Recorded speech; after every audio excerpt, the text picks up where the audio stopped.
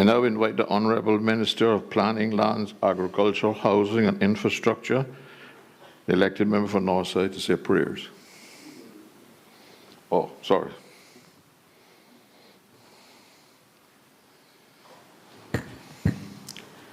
Mr. Speaker, I'm not the member from Northside, but I'm doing on his behalf, as he's not. Close enough. Let us pray. Almighty God, from whom all wisdom and power are derived, we beseech thee so to direct and prosper the deliberations of the Parliament now assembled, that all things may be ordered upon the best and surest foundations for the glory of thy name and for thy safety, honor, and welfare of the people of these islands. Bless our sovereign, King Charles III, William, Prince of Wales, and all the royal family.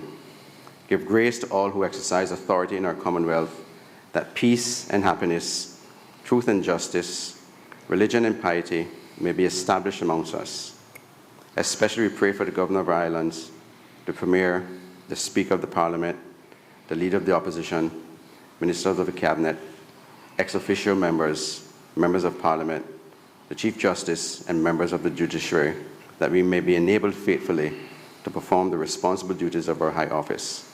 All this we ask for thy great name's sake. Let us say the Lord's Prayer together. Our Father, who art in heaven, hallowed be thy name. Thy kingdom come. Thy will be done on earth as it is in heaven. Give us this day our daily bread, and forgive us our trespasses, as we forgive those who trespass against us. Lead us not into temptation, but deliver us from evil. For thine is the kingdom, the power and the glory, forever and ever. Amen. The Lord bless us and keep us. The Lord make his face shine upon us and be gracious unto us. The Lord lift up the light of his countenance upon us and give us peace now and always. Amen. Good morning, everyone. Please be seated. Parliament is now called to order.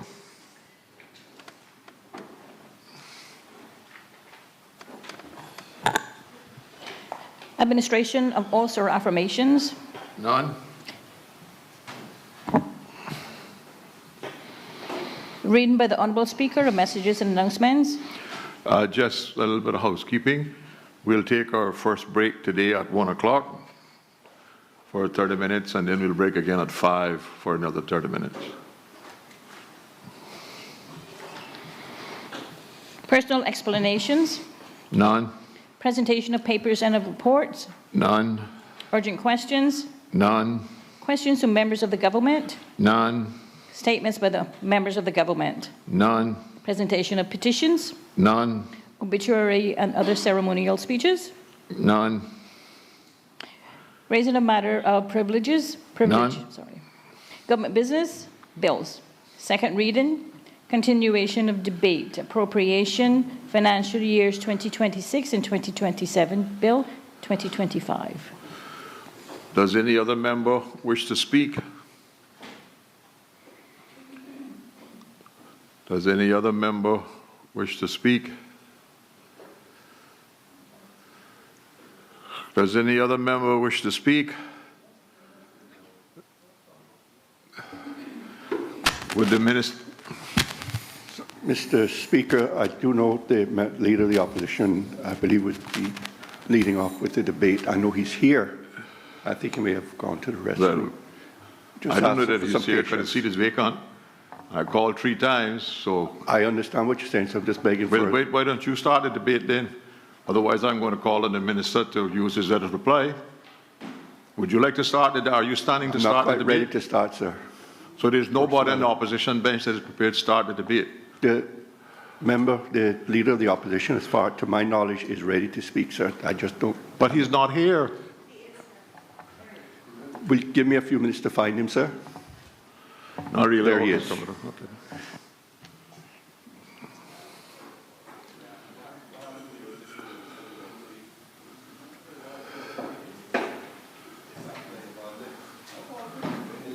Leader of the Opposition, I understand that you've been designated to start the debate. Thank you, Mr. Speaker. Apologies, Mr. Speaker. I was just tidying up something outside.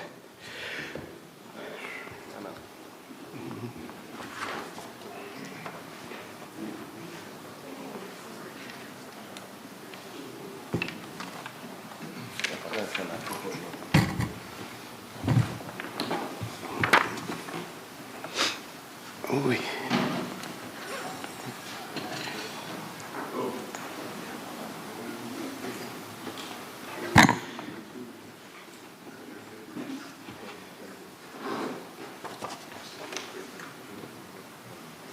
Mr. Speaker,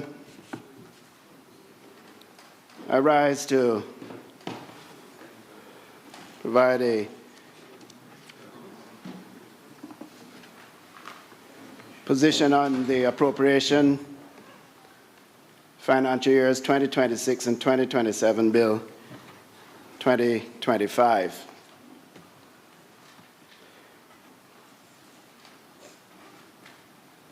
Mr. Speaker, this morning, as the official opposition, we continue in our role as the guardians of Cayman's future, balancing responsibility with relief. Mr. Speaker, on behalf of the many Caymanians who will judge this budget not by its rhetoric, but by whether it delivers real relief in their daily lives, in their rent, their electricity bills, their grocery baskets, and their confidence in their family's future. The government calls this a transformational budget. Transformation, Mr. Speaker, must be measured not in speeches, but in change that families can feel. The government has called this transformational budget, but if this is transformation, Mr. Speaker, it is in transformation in name only. A budget that grows government, not relief.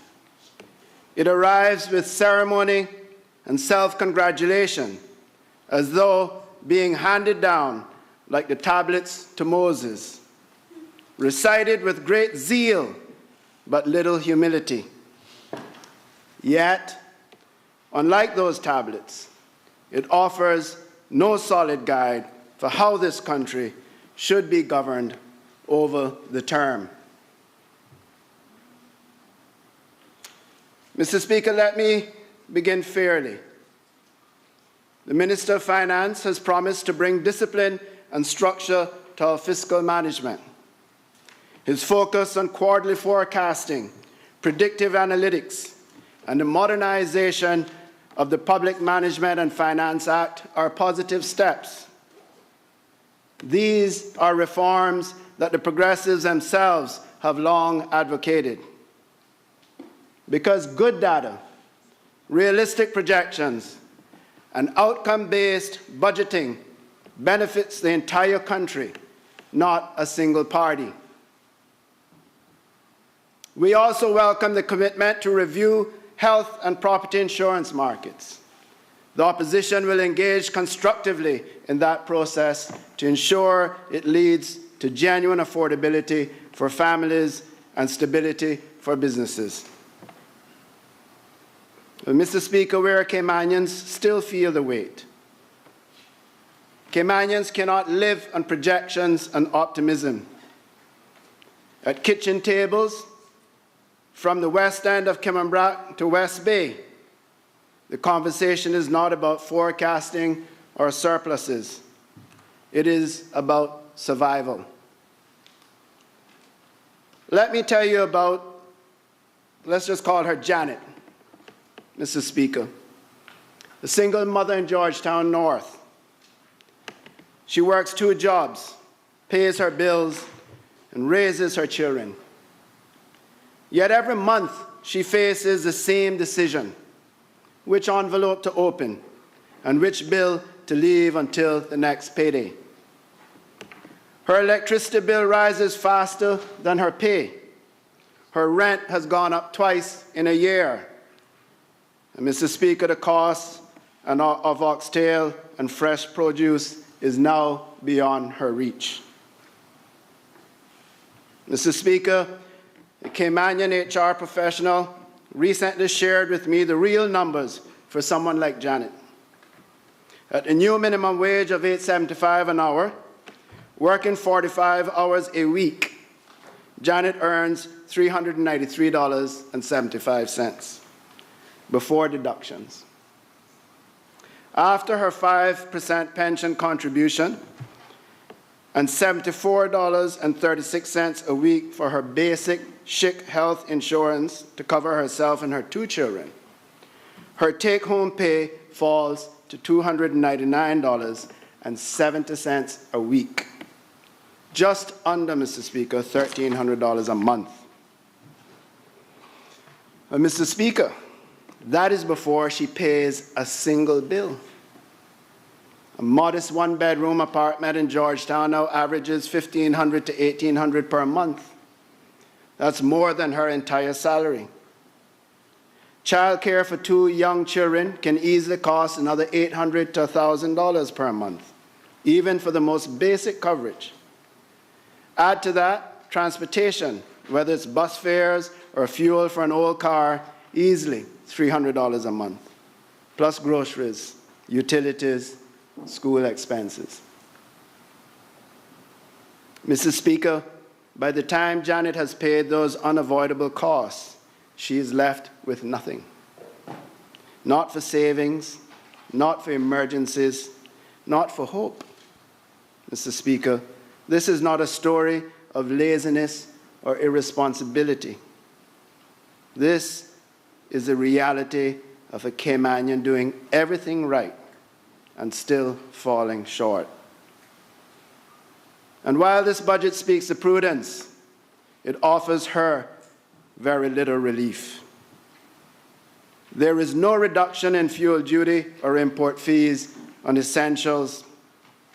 Government revenue grows, but so does the pressure on Caymanian families.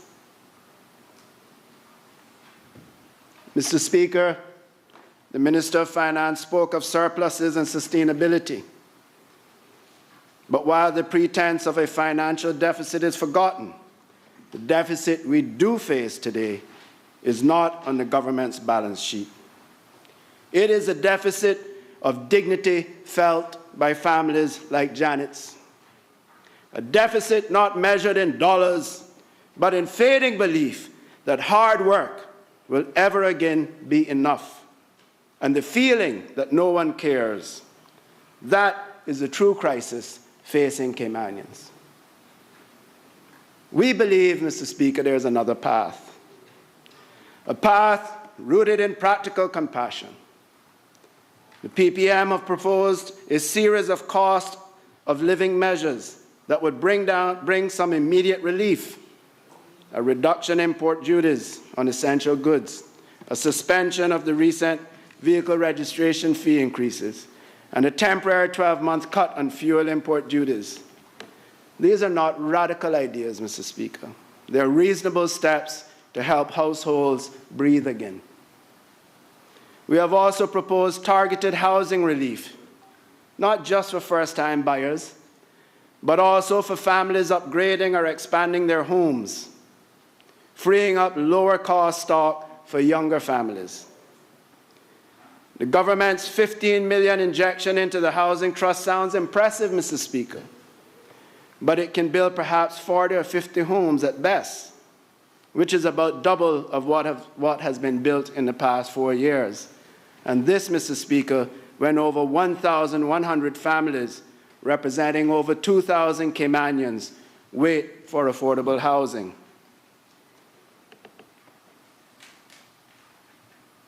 Why not expand the effort through public-private partnerships, working with local developers, contractors, and credit unions as we did before?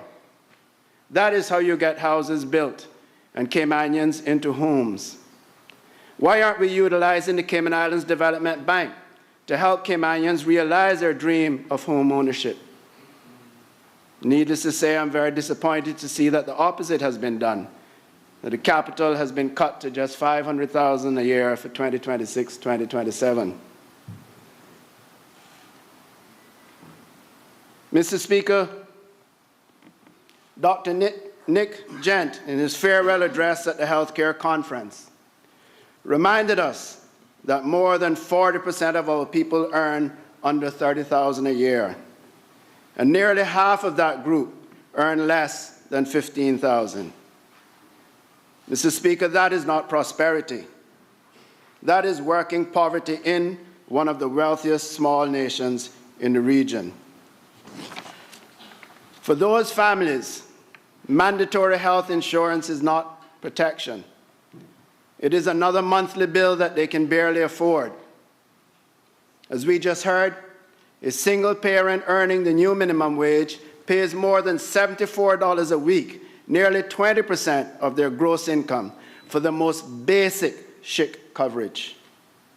Add rent, transportation, and childcare, and it becomes clear why so many Caymanians are one illness or one missed paycheck away from a crisis. We therefore welcome, Mr. Speaker, the Minister's pledge to commission an actuarial review of health care and insurance. But a review is not a remedy. The Progressives' Healthy for Life plan remains ready to implement free basic health care for every Caymanian child through a Syneco-administered plan, affordable elder care partnerships, and a stronger focus on prevention. Under Healthy for Life, Mr. Speaker, every Caymanian child would have access to a free basic health care that includes immunizations, postnatal well baby services, and regular health checks at key developmental stages, as well as access to primary care, dental and eye care, mental health support, and ongoing treatment for chronic conditions. It is a program, Mr. Speaker, built on prevention, not reaction, one that invests in children early so that fewer Caymanians fall into illness and hardship later.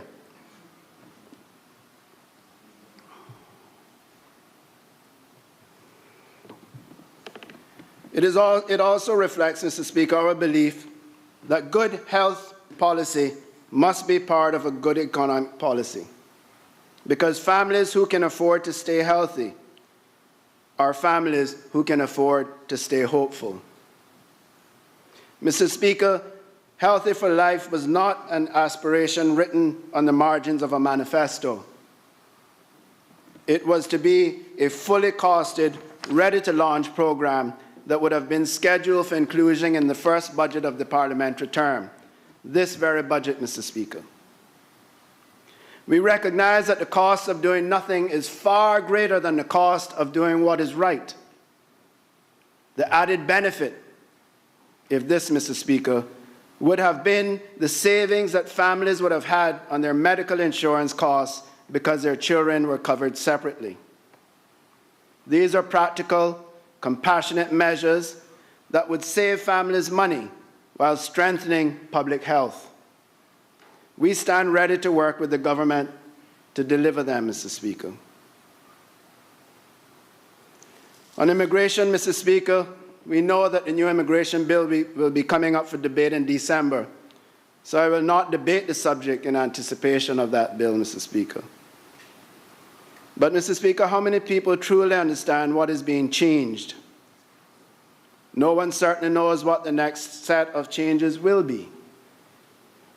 We have requested sight of the draft regulations and any planned committee stage amendments following consultation.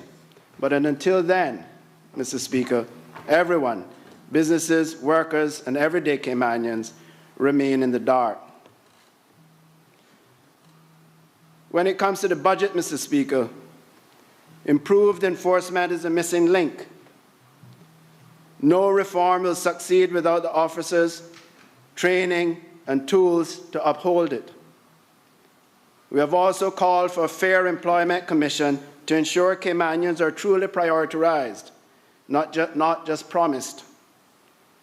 But the government has to date, Mr. Speaker, rejected this idea. Mr. Speaker, the PPM's position could not be clearer. We said, and we still believe, that Cayman must bring its immigration system back under control so that population growth no longer outpaces the country's economic needs, as it has over recent years. The majority of businesses use the work permit system properly and deserve an efficient and responsive process. But for those who abuse it, there must be swift enforcement and meaningful penalties. The PPM proposed stronger government action to vet applications properly, monitor compliance, and take enforcement seriously. We called for a new multi-agency task force, bringing together the police, border control, labor, pensions, and other criminal justice agencies, backed by modern technology and more frequent spot checks. Reports from the community should not sit unanswered. They should be investigated, and repeat offenders must face the loss of their trade and business licenses. Mr. Speaker, we also pledged to overhaul the work permit system so that it reflects real labor market needs, not automatic importation.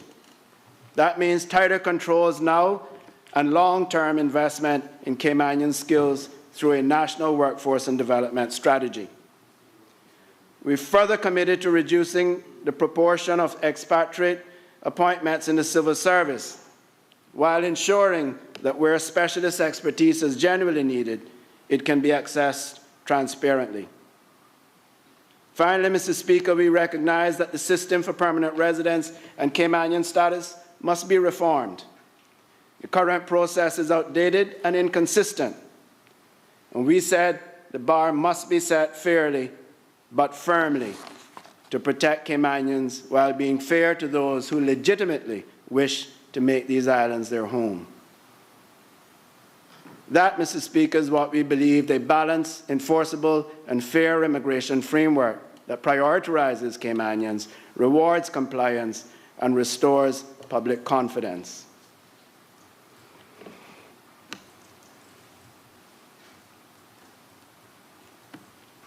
Mr. Speaker, traffic congestion remains another unaddressed crisis in both the Premier's and the Finance Minister's debate.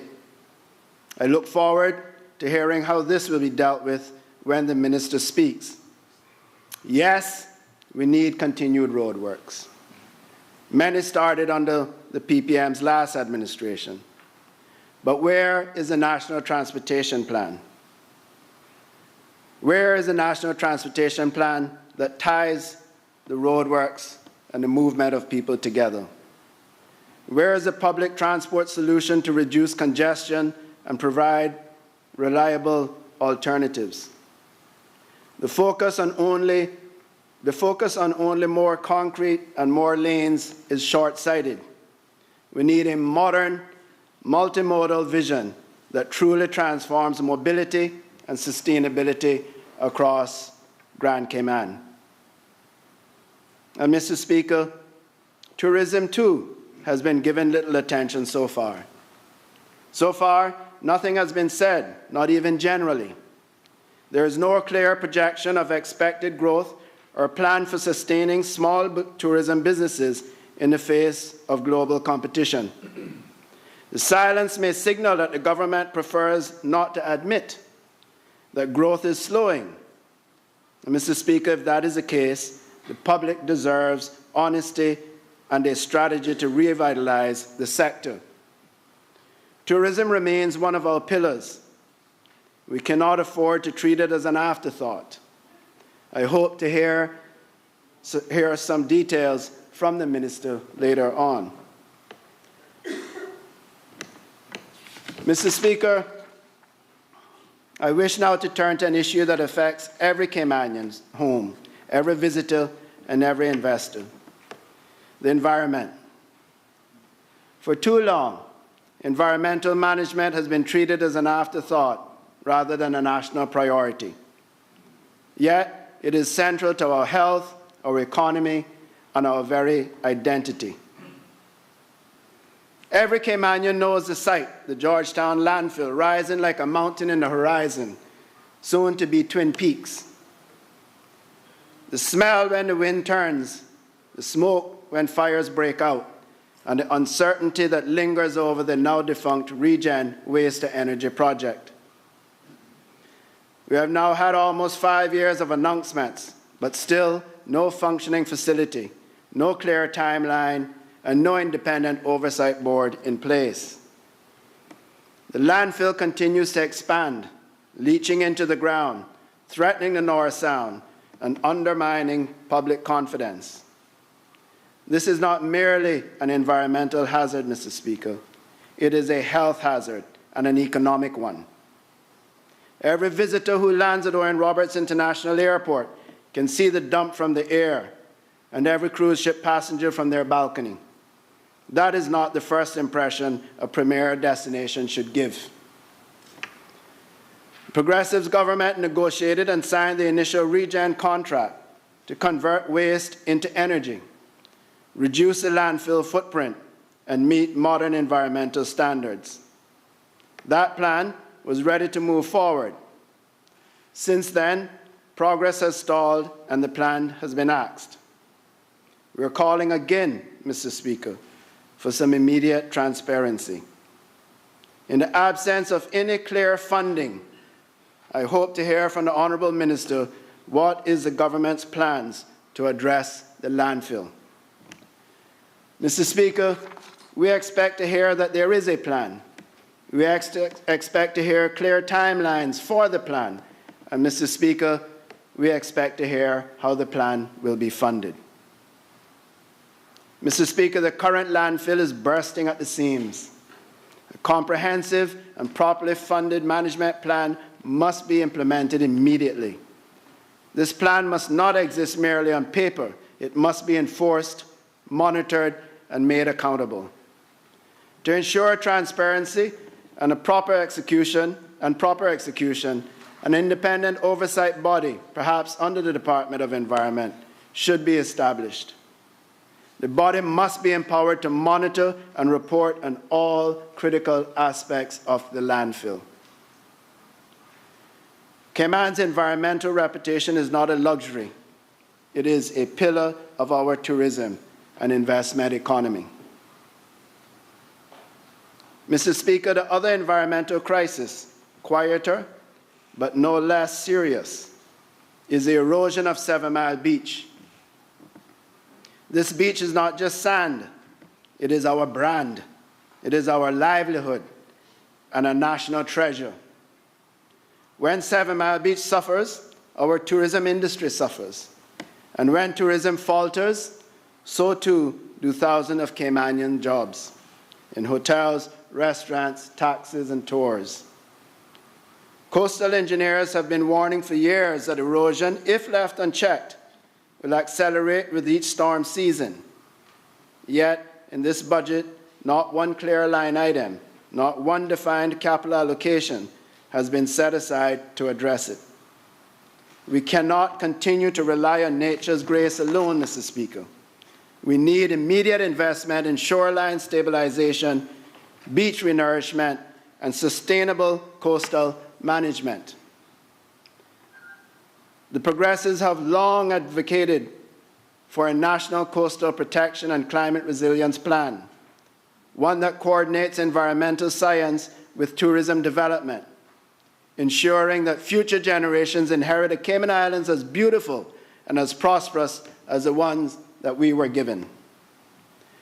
We should establish a coastal resilience fund, seeded with a portion of tourism revenues, to ensure that 7 Mile Beach restoration, mangrove protection, and coral reef health are funded permanently and not politically.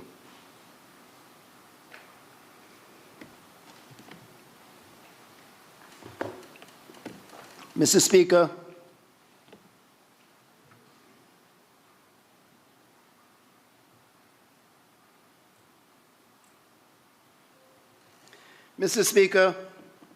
we must also confront the pattern emerging from this government's fiscal approach. This budget, for all its rhetoric of transformation, follows a familiar formula of tax, borrow, and spend. New revenue measures are introduced with few details and little consultation. Borrowing continues to rise without a long-term repayment plan, and spending expands across ministries, often without measurable outcomes. We are told that this is prudence. But real prudence, Mr. Speaker, is not about how much you spend. It is about how wisely you spend it. In less than a decade, annual core government expenditure has more than doubled, rising from around $720 million in 2016-2017 to roughly $1.54 billion today. Again, rising from around $720 million in 2016 to 2017 to roughly CI $1.54 billion today. Even compared to the last budget in 2023, spending is up by about 20%. That is not prudence. That is expansion on autopilot. Each new fee may seem small, but collectively they weigh heavily on small businesses, families, and the overall cost of living. When government borrows just because it can, or imposes new charges without offsetting efficiencies, it is not fiscal discipline, Mr. Speaker. It is deferred taxation. The Progressives reject the tax, borrow, and spend model. We believe in responsible growth, balancing fiscal discipline with practical compassion.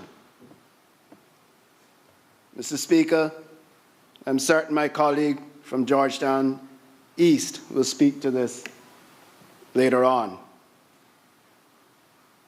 Mr. Speaker,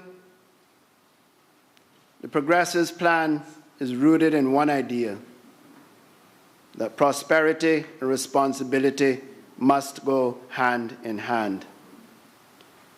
We would deliver waste management solutions completed and operational under full public oversight, a national coastal and climate resilience plan to protect 7 Mile Beach and our coastlines, a digital skills and innovation fund to prepare Caymanians for the new economy, Healthy for Life, ensuring free basic health care for every Caymanian child, a housing partnership program connecting the private sector, credit unions, and the Cayman Islands Development Bank to put families into homes, and a fiscal responsibility charter to enforce transparency and discipline. That is what responsible transformation looks like, Mr. Speaker. A Cayman that is cleaner, fairer, stronger, and more secure. Now, Mr. Speaker, budgets are not just about numbers. They are about people. This budget meets the test of compliance, but not yet the test of compassion. It balances the books, but it does not yet balance the burdens that Caymanian families bear. We acknowledge the government's efforts in its fiscal management, forecasting reform, and education investment. But we must also confront what is missing: real cost of living relief, a national health strategy, pension reform, a credible housing plan, and a clear path to sustainable growth. Something that we all knew the answers to just some 7 or 8 months ago. The Progressives' vision is simple: fairness that relieves families, fiscal discipline that restores confidence, and opportunity that empowers Caymanians to prosper. We will support what is right, oppose what is reckless, and work across the aisle when cooperation serves our people.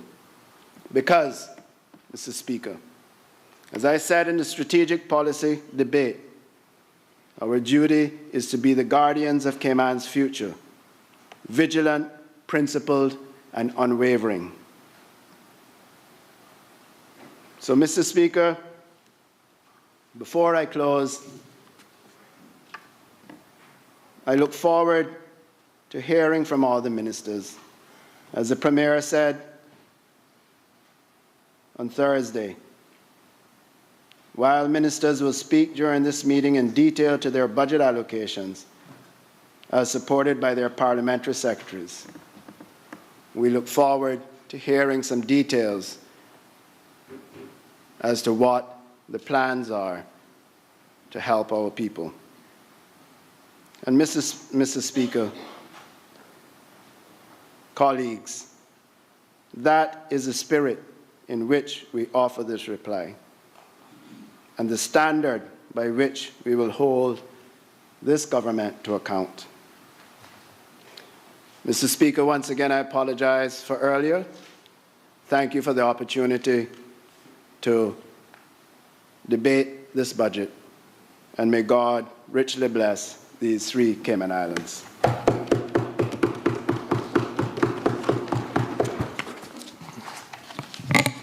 Does any other member wish to speak? Does any other member wish to speak?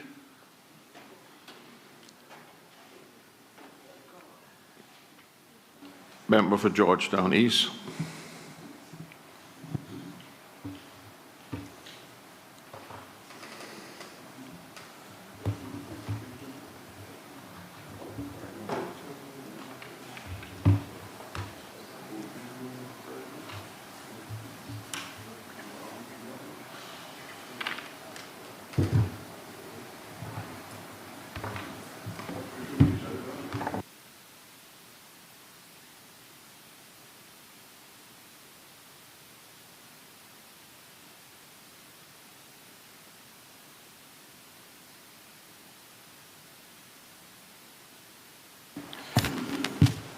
Thank you, Mr. Speaker. Mr. Speaker, when I indicated to you I wasn't fully prepared to speak this morning, I told you the truth. But honestly, I couldn't sit here and let you call a third time and shut the debate down. I don't know what the reluctance is on the part of the Premier and his ministers to sit up and speak. Stand up. The country is waiting to hear from them. And it just, they seem reluctant. They seem very comfortable warm in the seats that they're in this morning. It is usual and customary in a budget debate that when the Premier speaks to us and the Finance Minister speak, leader of the opposition then comes in first to give the opposing view. And then it goes back and forth from there on. But they just sit there, warm in their seats, and just go on as if, waiting for the opposition to just say what they got to say. Then if we're lucky, we might hear from them. Mr. Speaker, this is not right. And I mean, the Premier indicated we would hear from them. I expect them to start standing up and give account of themselves and their ministries rather than sitting down and warming benches.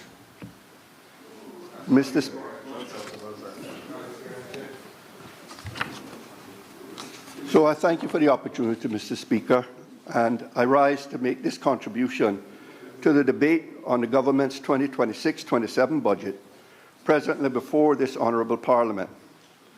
Mr. Speaker, it is the first glimpse that we parliamentarians and the wider Cayman Islands have had of the government's aims, aspirations, and their policies.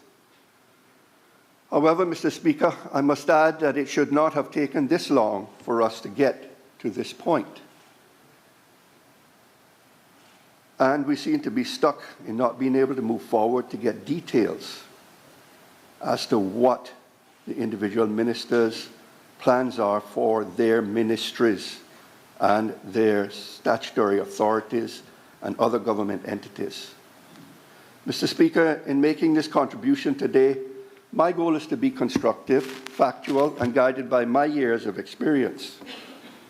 Collectively, we in the opposition are here to ensure that the people's money is managed with integrity, foresight, and accountability, because fiscal policy is not about numbers, it's about the daily lives of Caymanians, about whether families can afford groceries, whether small businesses can stay afloat, and whether young Caymanians still see a future here at home.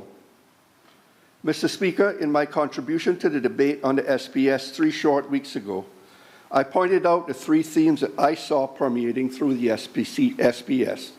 They are tax, borrow, and spend. Not surprisingly, Mr. Speaker, those themes are also relevant today and firmly established within the budget we are debating: tax, borrow, and spend. Mr. Speaker, there is nothing transformational about this budget.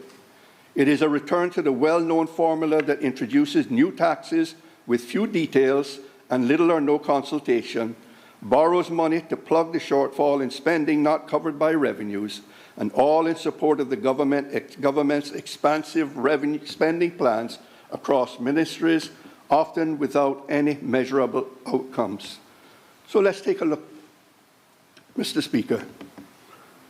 Speaker, the government proposes raising $72.5 million in new revenue measures in 2026 and $100 million in 2027, a total of $172 million over the 2 years. However, they have been woefully short on details of what those revenue measures are. For example, Mr. Speaker, the Premier and Minister have revealed that financial services fees such as legal and accounting, fund annual filing fees, limited partnerships and corporate service provider fees will increase. But they have not told us what the new fees are going to be. The Minister says immigration fees and stamp duty on high-value real estate transfers will increase. But he hadn't told us what those increases will be, particularly the threshold for high-value real estate and the rate of duty to be applied on these transactions. Mr. Speaker, I will say no more, but I wonder if anyone on the government bench recalls that we tried something like this about 25 years ago with disastrous results. Finally, trader licenses, Special Economic Zone, trade certificate fees and local companies control license fees will increase. By what amounts, we still do not know. Clearly, these fee increases are targeted predominantly at the financial services industry, and one of the undesirable outcomes of this will be that Cayman will become an even more expensive place to do business. Mr. Speaker, in my mind, without the details of the individual fee increases disclosed in these budget documents, the budget is incomplete. Parliament ought to have this information before it, even if the enabling legislation is to come at a later date. This approach is not conducive to transparency and good governance. And so I ask the question this morning, why the secrecy? Why not tell the country, including this Parliament, what is the amount of revenue you are expecting to raise from each of the existing and new revenue sources? Clearly, those on the government bench know this information, so why should it be limited to them only? Mr. Speaker, this simply is not right. Second theme is that of borrowing. Mr. Speaker, government indicates that they will borrow $236 million over the 2 years covered by the budget, $124 million in 2026 and $112 million in 2027. Mr. Speaker, that is in addition to the $130 million loan that the previous government negotiated with local banks that had not been drawn down before the election and remained available to the incoming NCFC government.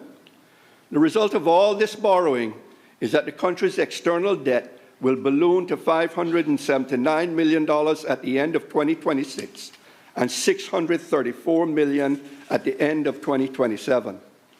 Mr. Speaker, such amounts of borrowing will place the country's debt at levels never seen in our history. And who will have to pay it back? Well, that's going to fall on the shoulders of our children and grandchildren. To me, it's their future that we are mortgaging. And with every new loan, we narrow the room to invest in what truly matters: our schools, our hospitals, and the well-being of our people. Higher debt today means less flexibility tomorrow, especially if interest rates rise or revenues fall short. Third, Mr. Speaker, turning to spending.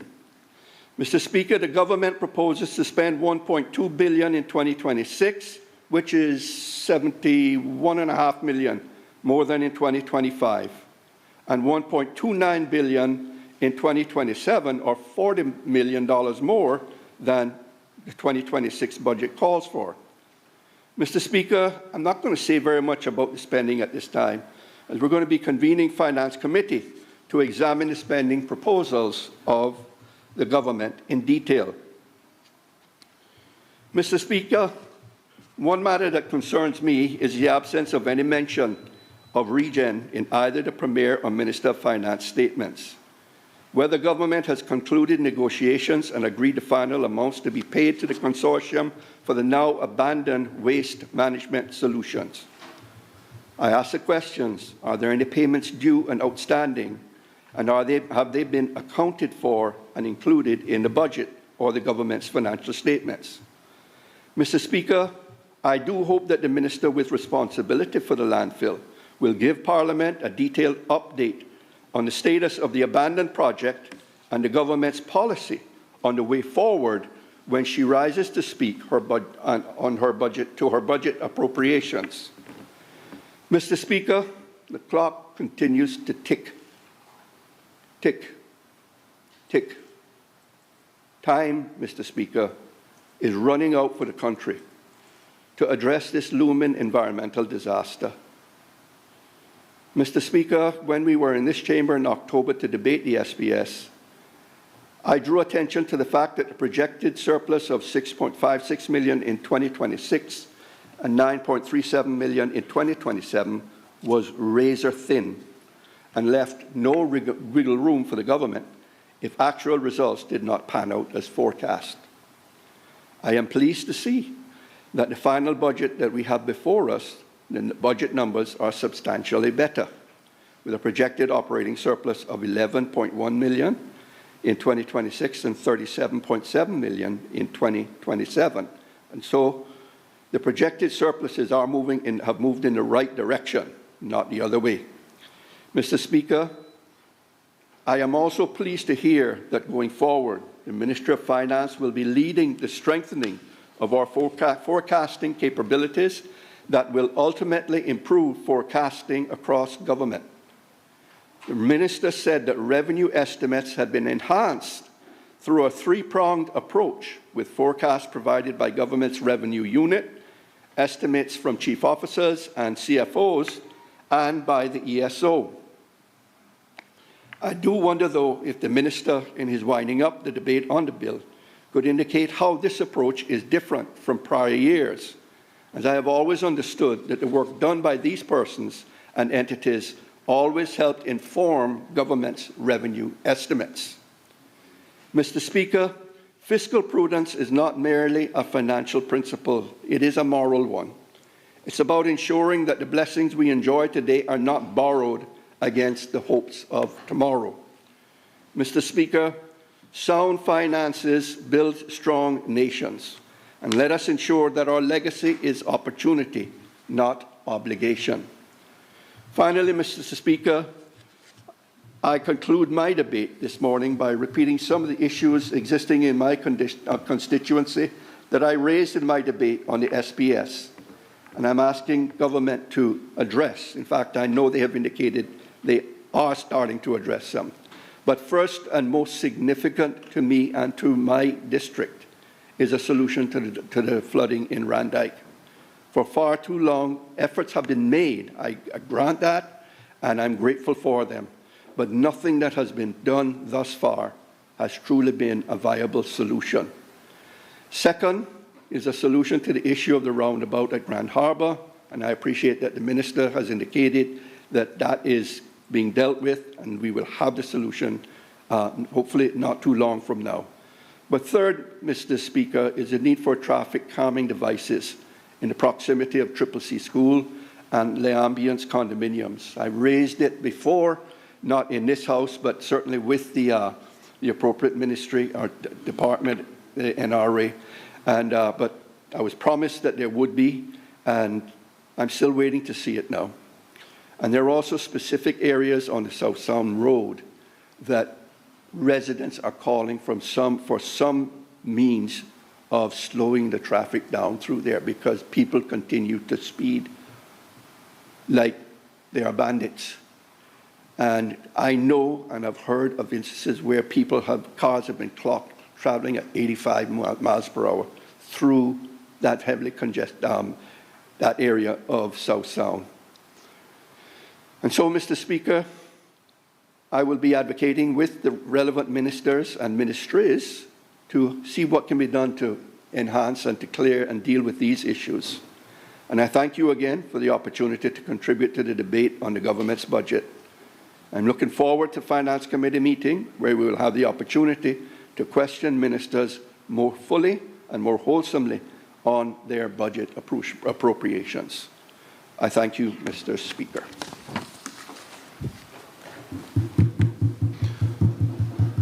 Does any other member wish to speak? Member for Cameron Bragg and Little Cayman, Cameron Bragg West and Little Cayman, and the Minister of District Administration and Home Affairs. Thank you very much, Mr. Speaker. While I wait for the lectern to come across, I know that you were enjoying greener pastures before the election, and you perhaps did not pay close attention to what was being said on the road and all the excitement. But, Mr. Speaker, one theme that I chose to speak on at every single meeting was better days are coming. And I don't think that you would appreciate if I were to play a soca song right now, so I won't go into that detail. Oh, you want it? I can do it, you know. Okay. I can sing it too. But, Mr. Speaker, while you were enjoying your retirement, we were speaking of better days are coming. So I preface my contribution to the debate by saying that the theme that I will be speaking on is better days ahead and how this government is investing in outcomes that matter. Mr. Speaker, it's an honor to rise in this honorable House to contribute to the debate on the appropriation financial years 2026-2027 Bill 2025, also known as the government's budget for the 2026-2027 financial years. Mr. Speaker, I can attest that this budget was more than an arithmetic exercise. It is a statement of values, despite what we may hear. It is a declaration of what matters most to the people of these beloved islands.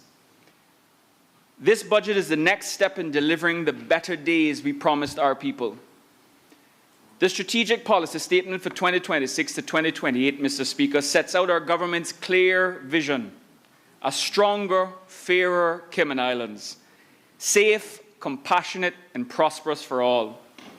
And my ministry's work, Mr. Speaker, sits squarely within that vision.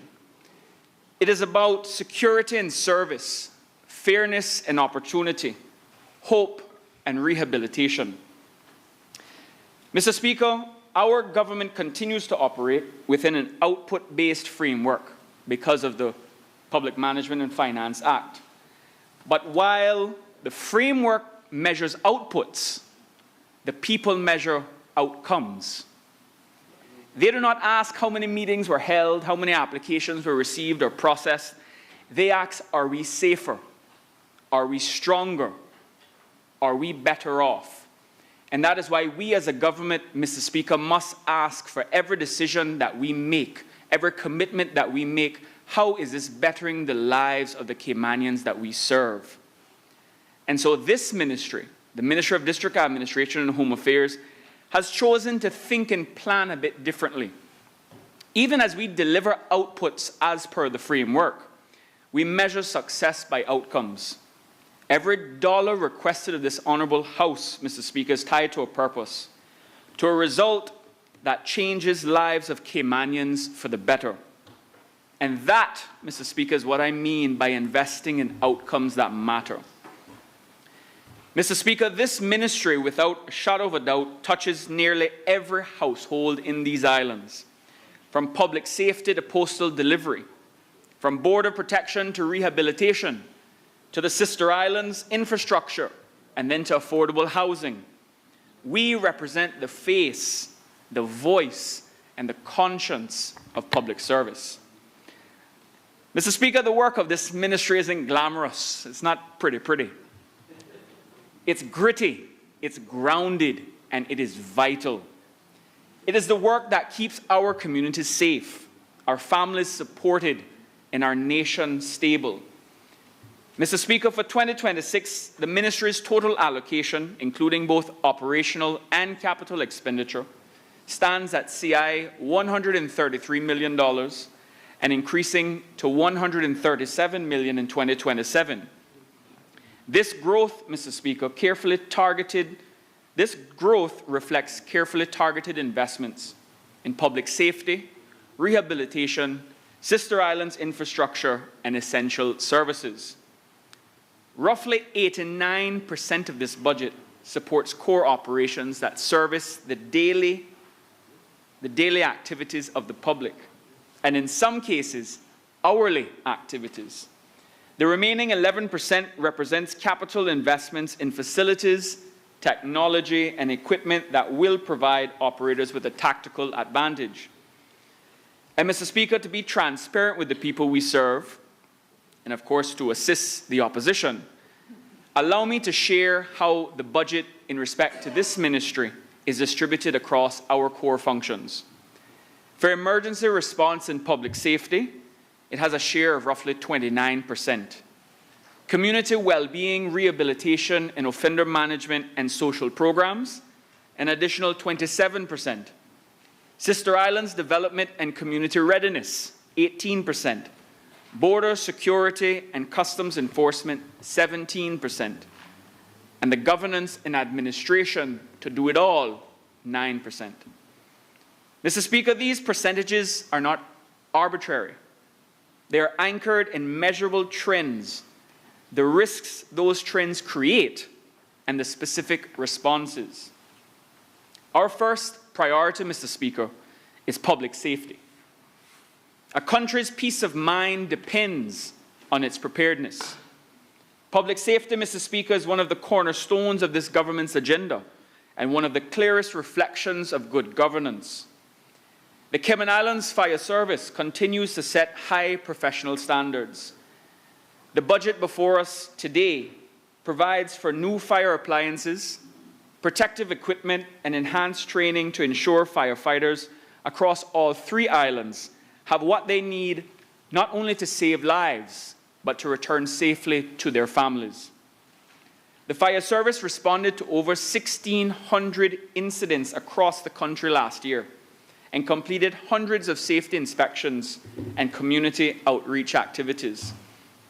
You see, Mr. Speaker, success in fire and rescue isn't measured by trucks and hoses. It's measured by faster response times and lives saved. Mr. Speaker, linked closely to public safety is border protection, and the Customs and Border Control Service is both guardian and gateway, the first line of defense against illegal activity and the first face of our country for those who come to trade, work, or visit. For CBC, Mr. Speaker, this budget continues the rollout of integrated border management and intelligence systems, improving risk assessment, information sharing, and disrupting transnational threats before they reach our shores. The Domain Awareness Radar Project, in partnership with the Cayman Islands Coast Guard, will deliver real-time maritime and airspace monitoring, a leap forward for national security, law enforcement, coordination, and search and rescue. Fun fact, Mr. Speaker, last year the CBC processed 2.3 million passengers in our airports, while strengthening enforcement against contraband and illegal migration. With that volume of people and imports, strong enforcement is not optional. It is not optional, Mr. Speaker, and that is why we are advancing through this budget biometrics at our border, risk targeting and analytics, and non-intrusive scanning to stop high-risk actors and goods while keeping lawful travel and commerce moving. Without modern targeting and scanning, the contraband, illegal migration, and drug threats will erode public safety and commerce. Mr. Speaker, we welcome legitimate trade and travel, but we are firm in our message. Cayman's borders remain open to opportunity, but closed to threat. Every dollar allocated in this budget, Mr. Speaker, multiplies in value when it's applied to border security. It protects our economy. It protects our citizens and our global reputation as a safe place, a safe jurisdiction for travel and commerce. And in keeping with this government's commitment to intelligence-led operations, the ministry has already directed CBC to begin establishing a Border Intelligence Directorate, a necessary step for enhancing analytical and enforcement capabilities. And Mr. Speaker, behind the scenes of every emergency, every border interception, every life saved, is a quiet, reliable voice on the radio or telephone, the dispatchers and operators of the Public Safety Communications Department. And these, ladies and gentlemen, are the unseen first responders. The Department of Public Safety Communications has managed over 91,000 calls in 2025 alone, a 77% increase in 5 years. These numbers, Mr. Speaker, tell a story of trust and capacity. Our people know that when they dial 911, someone will answer. And to maintain that standard, Mr. Speaker, this budget funds Next Generation 911, computer-aided dispatch, and an upgraded expansion of our national CCTV network, including in Cayman Brac and Little Cayman, integrating fire, police, EMS, and CBC systems. When it comes to saving lives, Mr. Speaker, seconds are the currency of survival. And these investments save those seconds. But true safety, Mr. Speaker, is not only about enforcement and response. It is also about redemption and renewal. And if there is one area where I would ask this Honourable House and members of the public to think a bit differently, it is rehabilitation. You see, safety is not secured by enforcement alone. It is sustained through restoration. For too long, rehabilitation was treated as an afterthought of the justice system. But if we are serious about safety and human dignity, Mr. Speaker, rehabilitation must move from the margins to the center. The prison service is being transformed from a place of confinement alone into a place that expects growth, demands accountability, and enables meaningful contribution to family and community.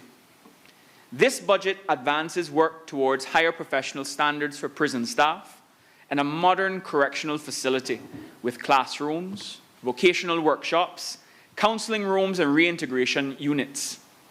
It supports legislative reform through a revised Prison Act and expanded vocational and mental health programs. The test is simple, Mr. Speaker. When a person leaves prison with skills, stability, and purpose, and does not return, that is not leniency. That is success. That is value for money and value for society.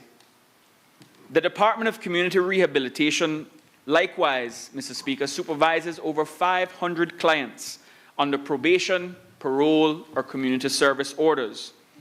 Each one of those represents a life that can be redirected, a family that can be made whole, and a community that can be made safer.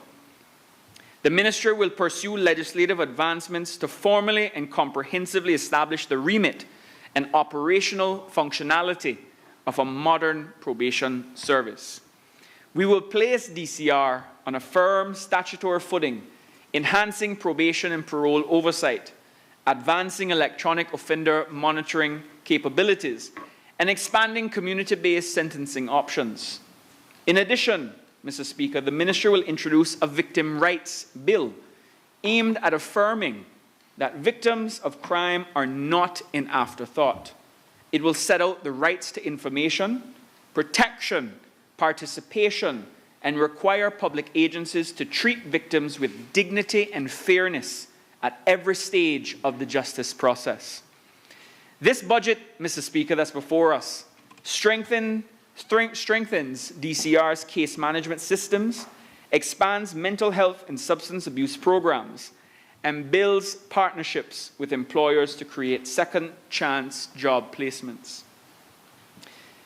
Mr. Speaker, when we break down barriers to rehabilitation, we reduce reoffending, we protect victims, and we build up bridges to hope.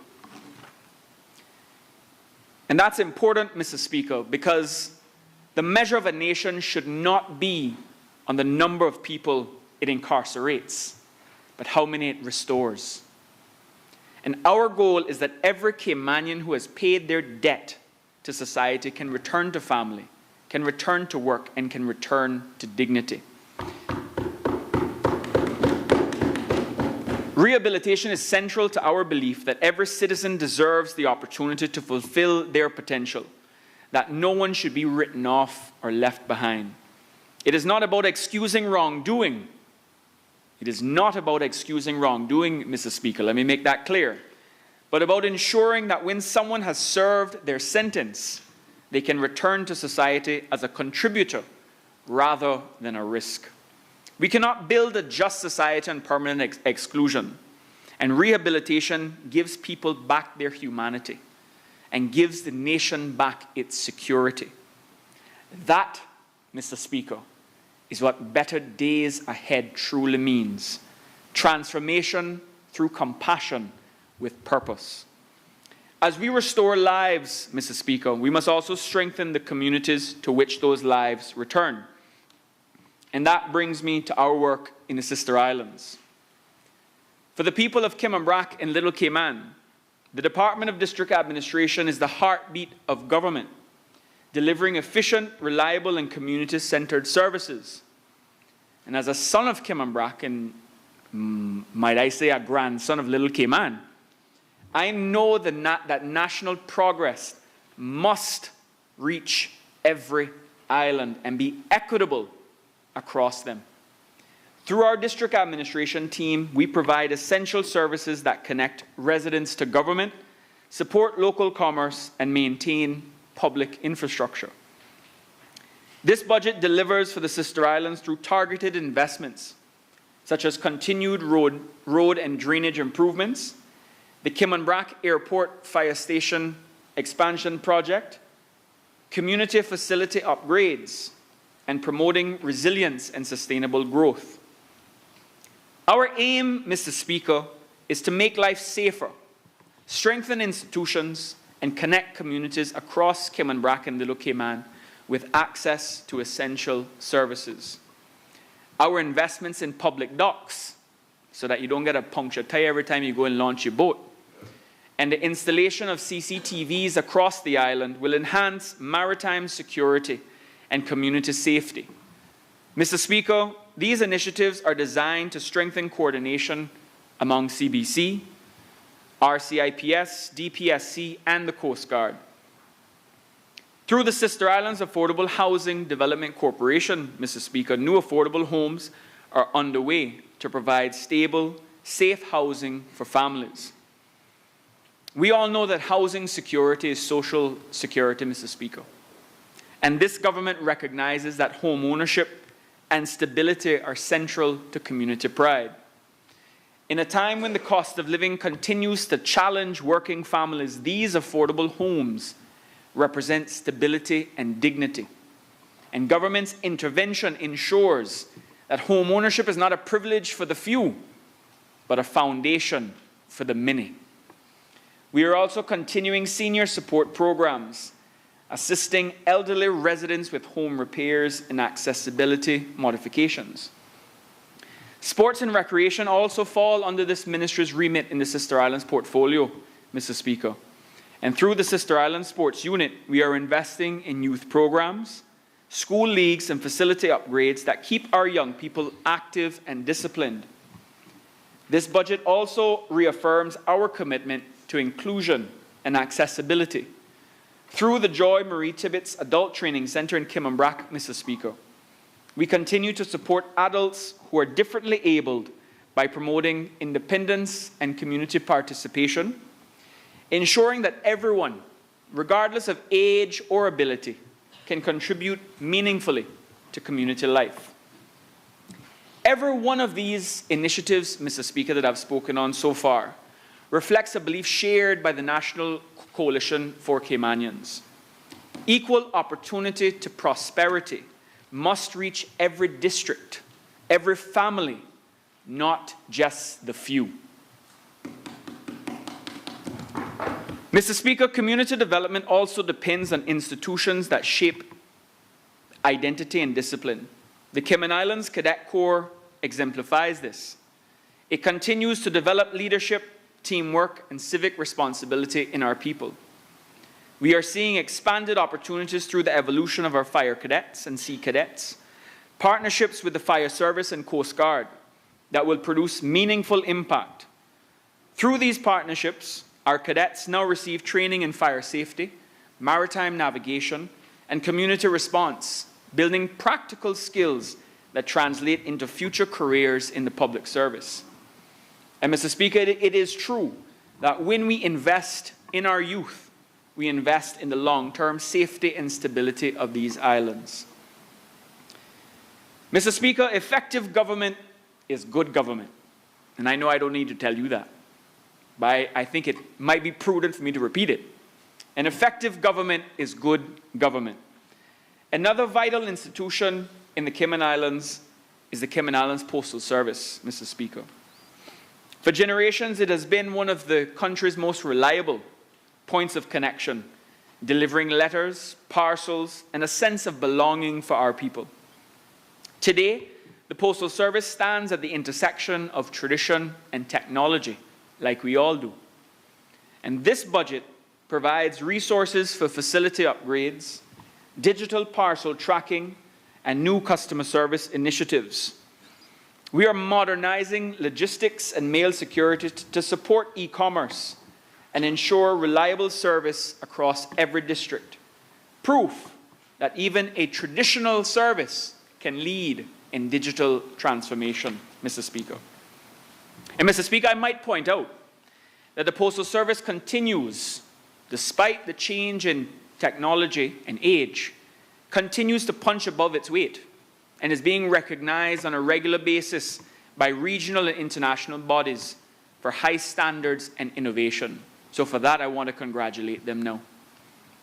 At Water Authority Cayman, a well-run SAGC, ongoing network upgrades and capital projects will continue to provide clean, reliable, affordable water, including new infrastructure facilities in Kimmanbrack and Little Cayman.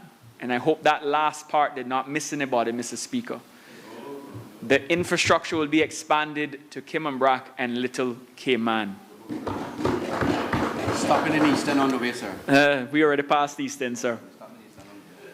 Within the ministry and across all agencies within the ministry, we are embedding enterprise risk management, setting clear key performance indicators, which will continue to strengthen our governance, risk management, and procurement oversight. Good governance, Mr. Speaker, is not about control, it's about trust. And that is what a modern government looks like, outcome-driven and people-centered with tangible results. And that is what the National Coalition for Caymanians stands for, Mr. Speaker.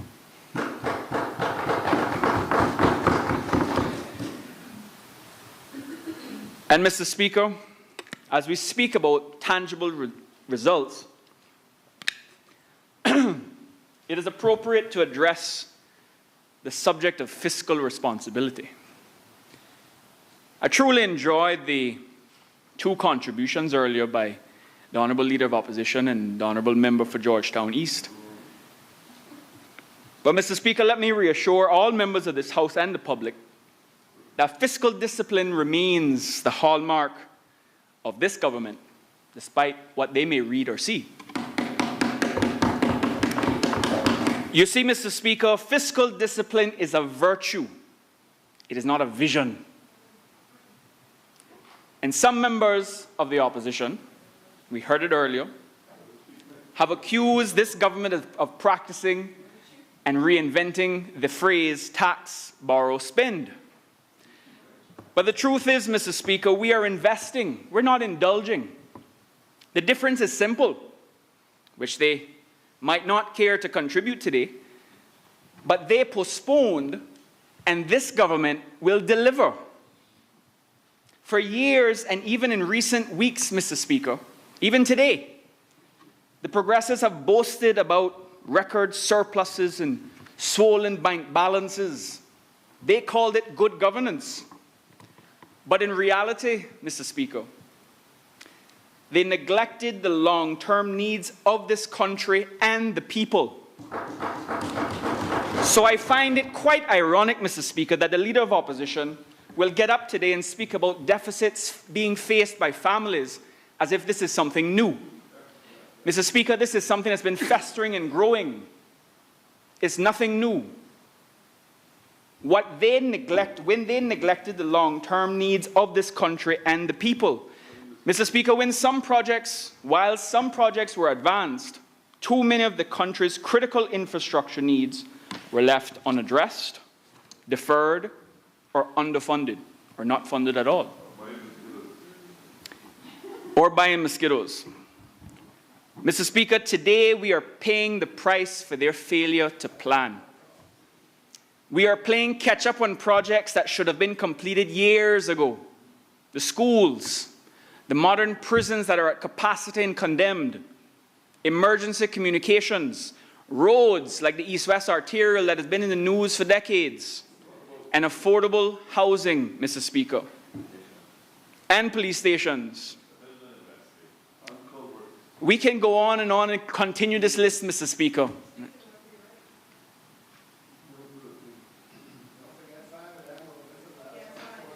Mr. Speaker, had those investments been made when they were first identified or even planned for, today we would be talking about expansion, not remediation.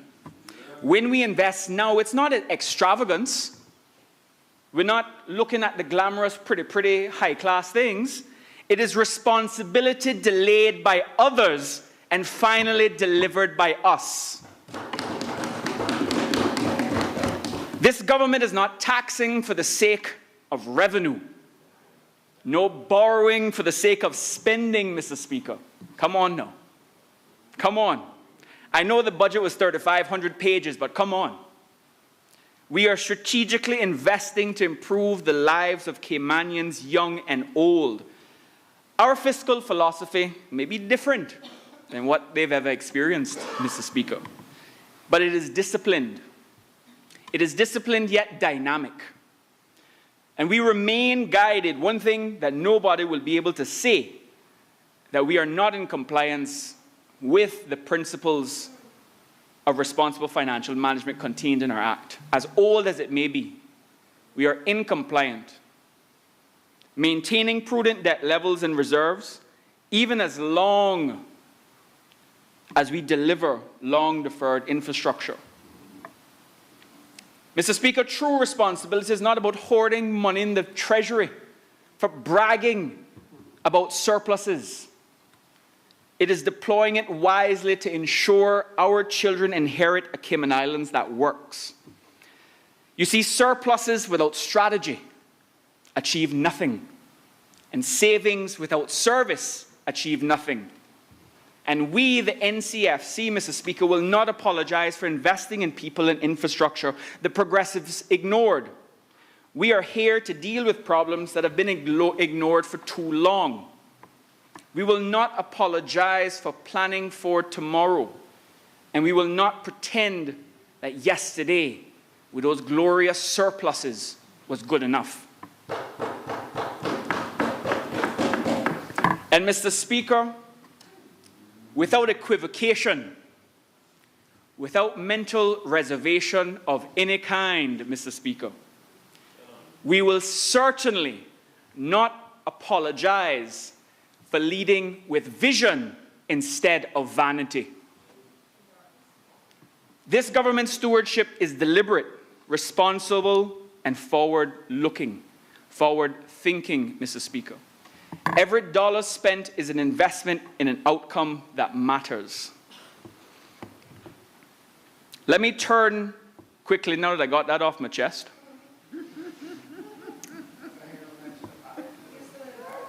And I'm no longer in the dark. I was a wretch, but now I'm found. The public service, Mr. Speaker, let me touch on some good stuff, is at the heart of this success. None of these outcomes, Mr. Speaker, would be possible without the men and women of the public service within this ministry. From our firefighters and border control officers to our prison staff, our 911 dispatchers, postal, probation and prison officers, analysts and administrators. Our workforce is the backbone of national readiness. There are people who show up before dawn, who work through storms, who answer the calls that others cannot. In this ministry, Mr. Speaker, over 1,000 dedicated public servants deliver our essential services daily with pride and passion and under great pressure. They're not merely employees, they're the custodians of public trust.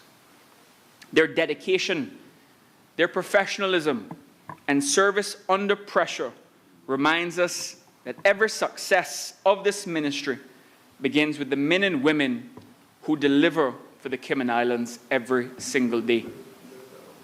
We are investing in their training, improving facilities, and rewarding excellence because a motivated, professional public service is the engine room, is the engine of a successful country.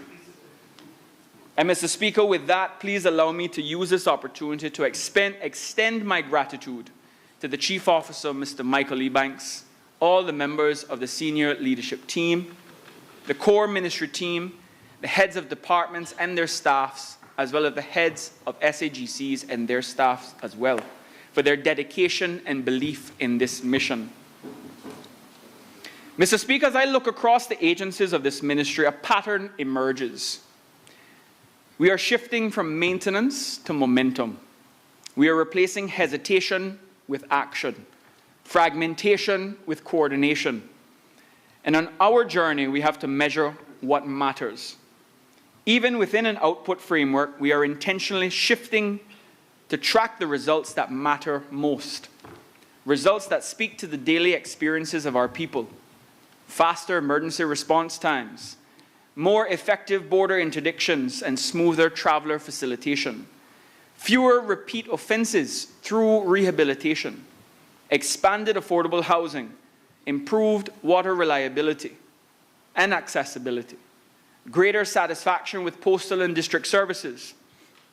These are real outcomes, Mr. Speaker, lived by real people. Safer communities, stronger institutions, and renewed public confidence. And Mr. Speaker, this is where the National Coalition for Caymanians continues to lead by example. Ours is a government that does not confuse sound bites with sound policy. We are setting a new standard, one rooted in service, one rooted in accountability, and one rooted in results. And when the history of this term is written, Mr. Speaker, dare I say, it will show that we delivered progress with purpose. Mr. Speaker, the NCFC is defining the next generation of politics in these islands. We are demonstrating that politics can be principled and pragmatic. We are demonstrating that politics can be forward-thinking and faithful to our people. We are proving that unity, not uniformity, is our strength. And I am proud to be part of this movement, proud to serve alongside colleagues who believe that Cayman's best days are not behind us, but ahead of us. Better days are coming.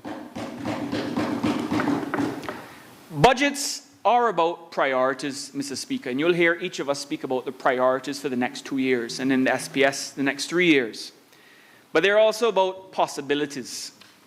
When I look across these islands, Mr. Speaker, I see what these investments through this ministry make possible. a firefighter trained and equipped to save a life, a customs officer protecting our borders with pride, a former inmate rebuilding his future, a young cadet learning leadership, a family turning the key to their first affordable home. These are not abstract figures or ideas or goals. They are the living proof of progress. As I said in the beginning, this budget is about better days ahead. It is about outcome-driven governance, ensuring that every line in the ledger tells a story of hope. And together we are changing this country for good. Under the leadership of the National Coalition for Caymanians, we are building a modern, resilient, and inclusive Cayman Islands, Mr. Speaker. We are setting a higher standard of politics, one that values service above self and outcomes above optics. So, Mr. Speaker, let us measure our success not by the size of our surpluses, but by the strength of our society. Not by how much we have saved, but by how many we have served. Not by what we accumulate, but by what we achieve. And with that conviction, Mr. Speaker, I commend this budget to this Honourable House and pledge the continued dedication of the Ministry of District Administration and Home Affairs to the service of the Caymanian people on Grand Cayman, Cayman Brac, and Little Cayman alike. Thank you, Mr. Speaker. May God continue to bless all that call these Cayman Islands home. Thank you.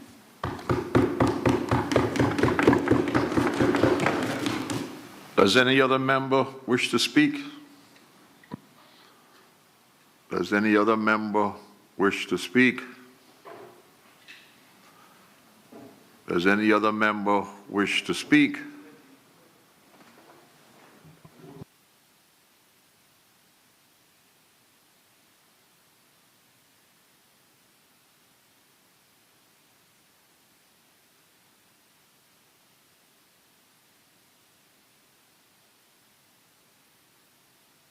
The Honourable Deputy Speaker and the member for Georgetown West.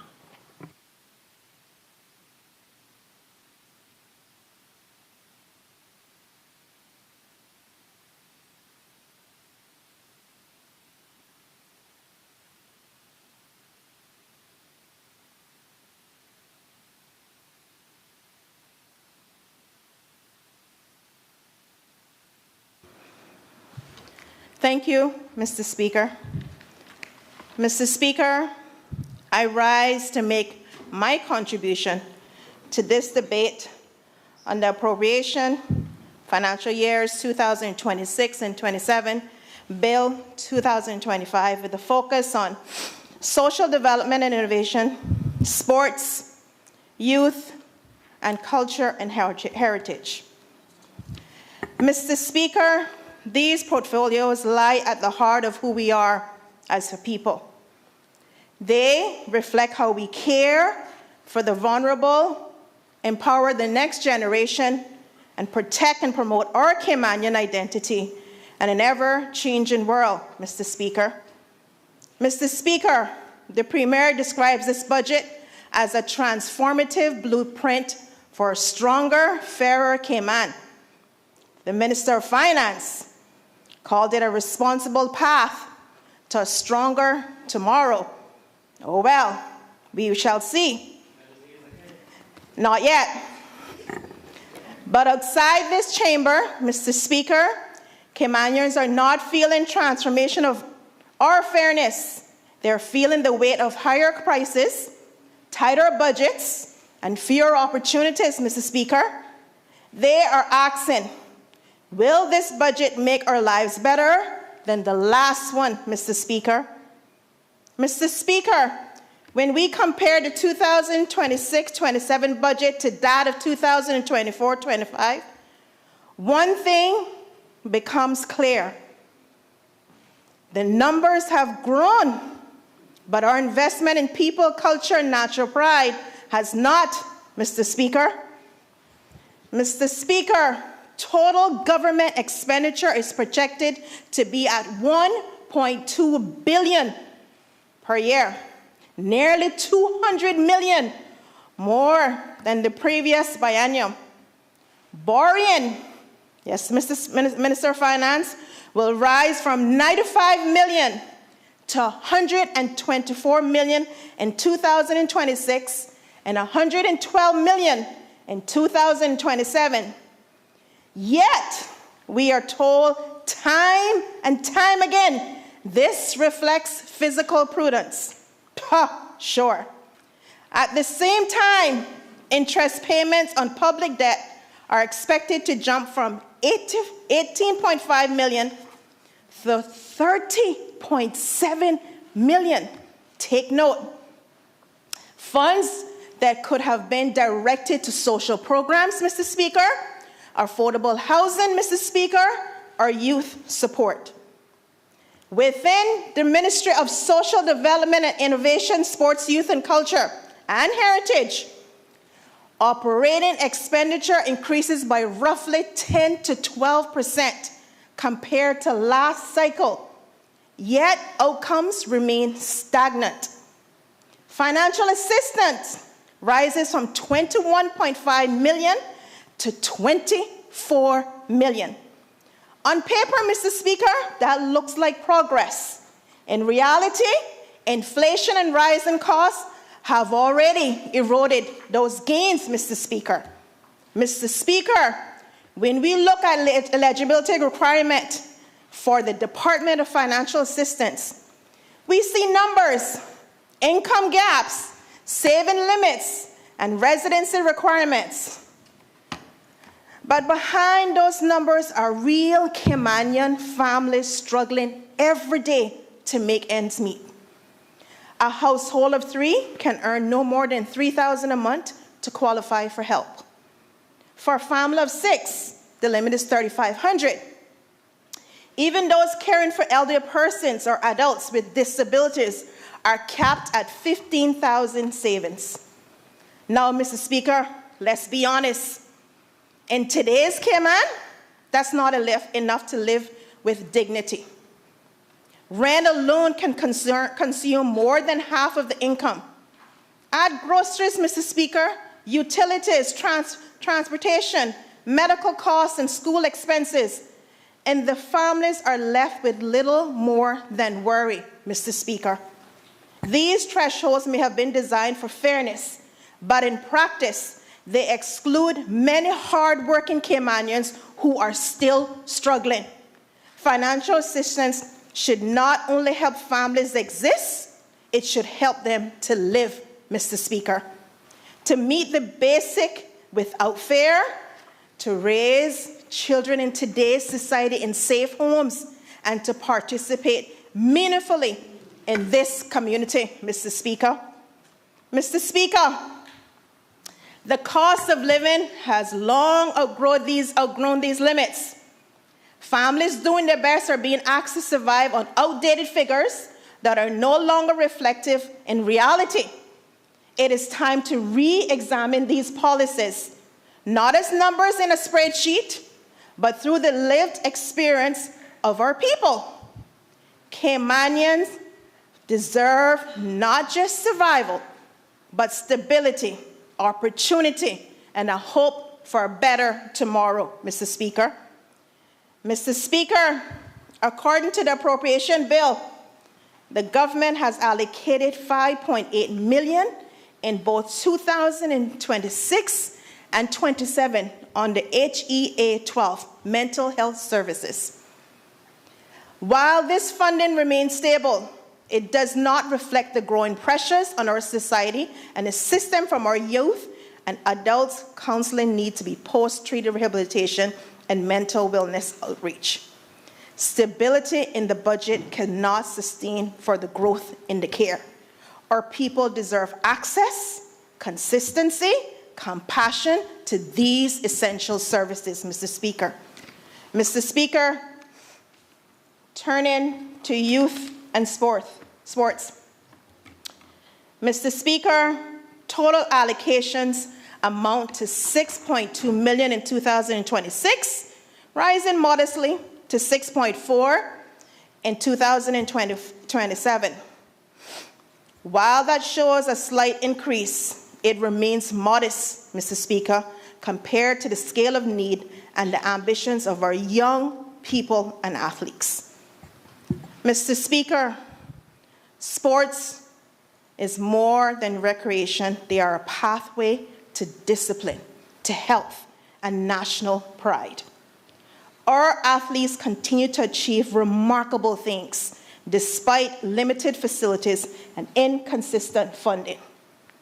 Whether in track and field, football, or swimming, these young Caymanians carry our flag with determination and grace.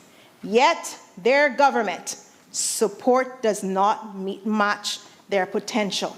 It doesn't match it, Mr. Speaker, which is a shame and disgrace. We must ensure that young athletes have access to qualified technical coaches who can nurture their talent and produce excellence on a world stage. Coaches capable of developing more champions like Jordan Crooks, who has brought Cayman international recognition through dedication and world-class performance. Mr. Speaker, before Jordan, we had Sean Fraser and Brett Fraser, who helped initially put Cayman swimming on the map. In track and field, we cannot forget Sidani Motherstill and Kareem Street Thompson, who remained our most celebrated track athletes, Mr. Speaker. But we have so many youngsters with potential who need that little push that qualified technical coaches can provide. At the same time, we must acknowledge that success in sports is not just physical, but mental. Our athletes deserve access to sports psychologists and wellness professionals who can help them manage the pressures, injuries, and emotional highs and lows that comes with competition. Mr. Speaker, nothing brings more joy, unity, and pride to our people than sports. Nothing.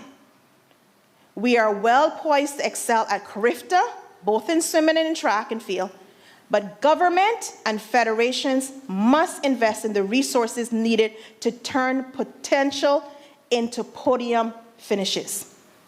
While the idea of a multi-purpose national sports facilities is worth considering, the immediate priority, Mr. Speaker, must be to improve and maintain the facilities we already have, making them safe, accessible, and equipped for both performances and community use. Mr. Speaker, many of our athletes agree with this.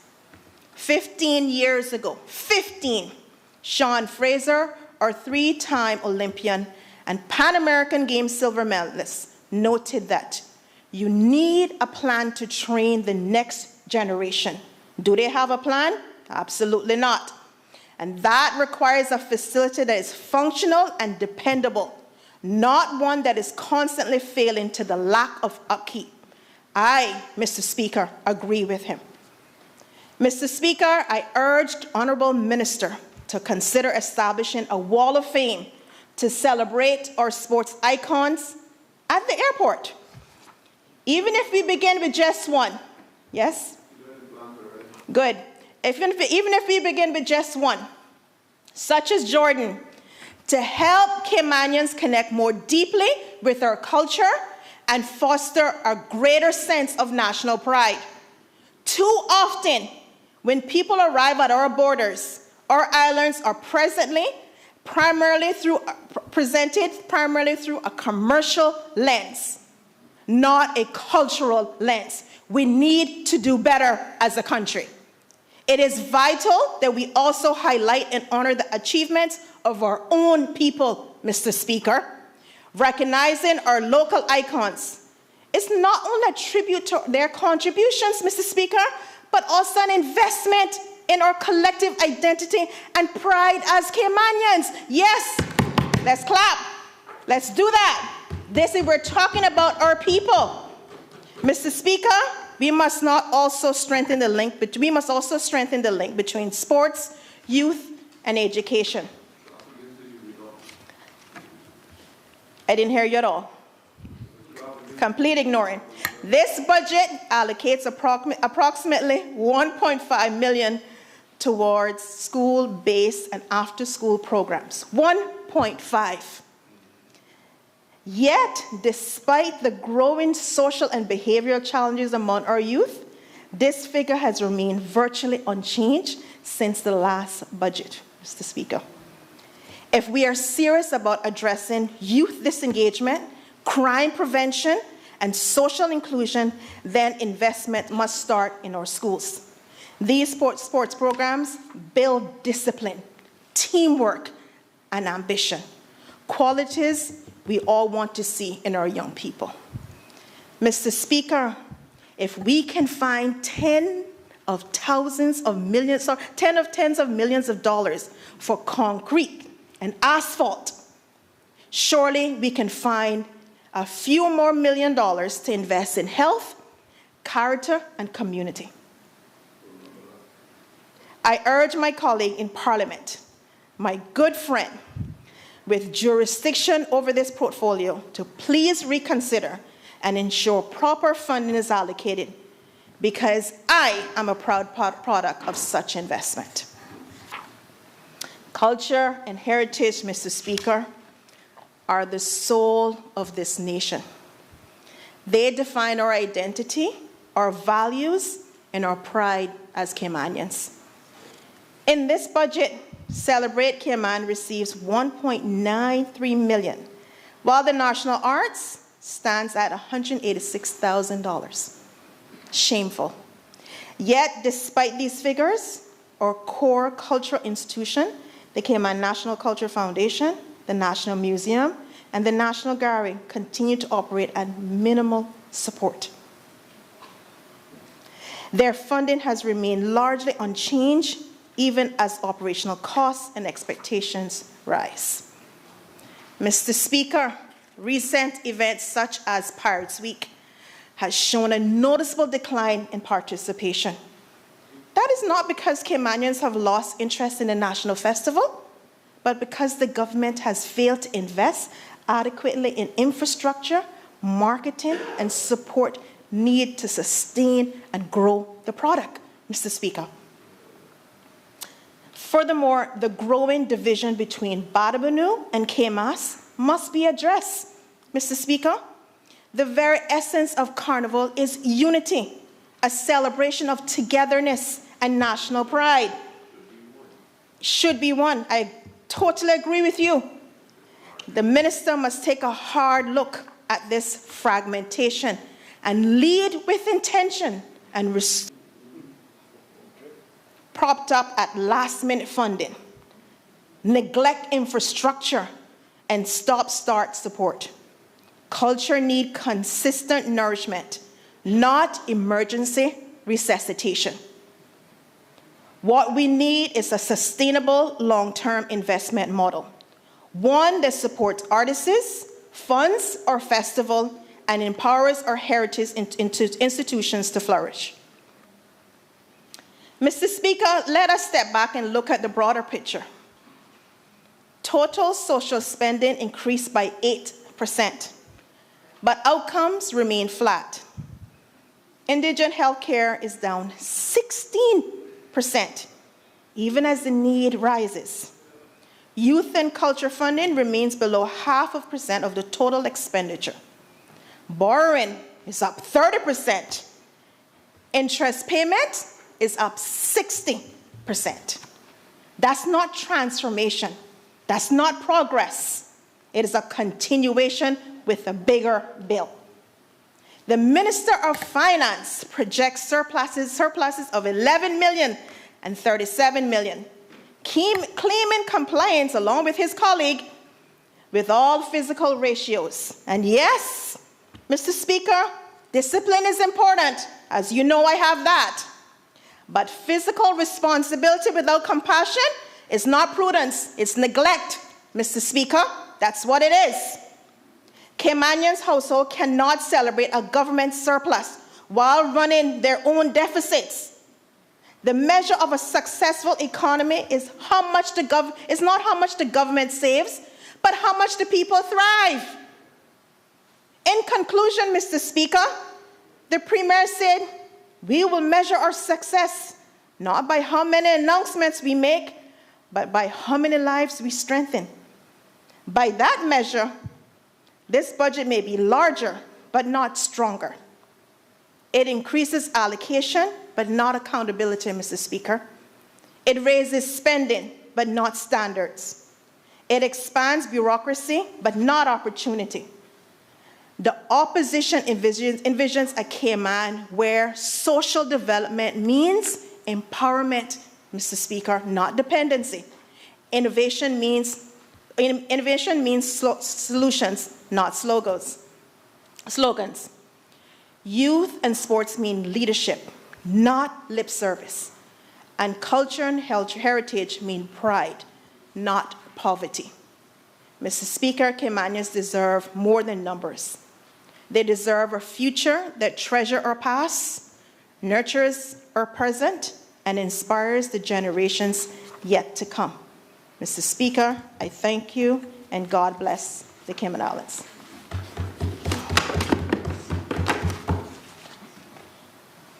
Does any other member wish to speak? Does any other member wish to speak? Does any other member wish to speak? Would the mover of the motion like to exercise his opportunity to respond? Thank you, Mr. Speaker. Mr. Speaker, let us be clear. Whilst the members of His Majesty's official loyal opposition has a specific view as to how the affairs of the Parliament ought to be conducted, there are many of us who might not share that particular view. And I say that to say this, Mr. Speaker.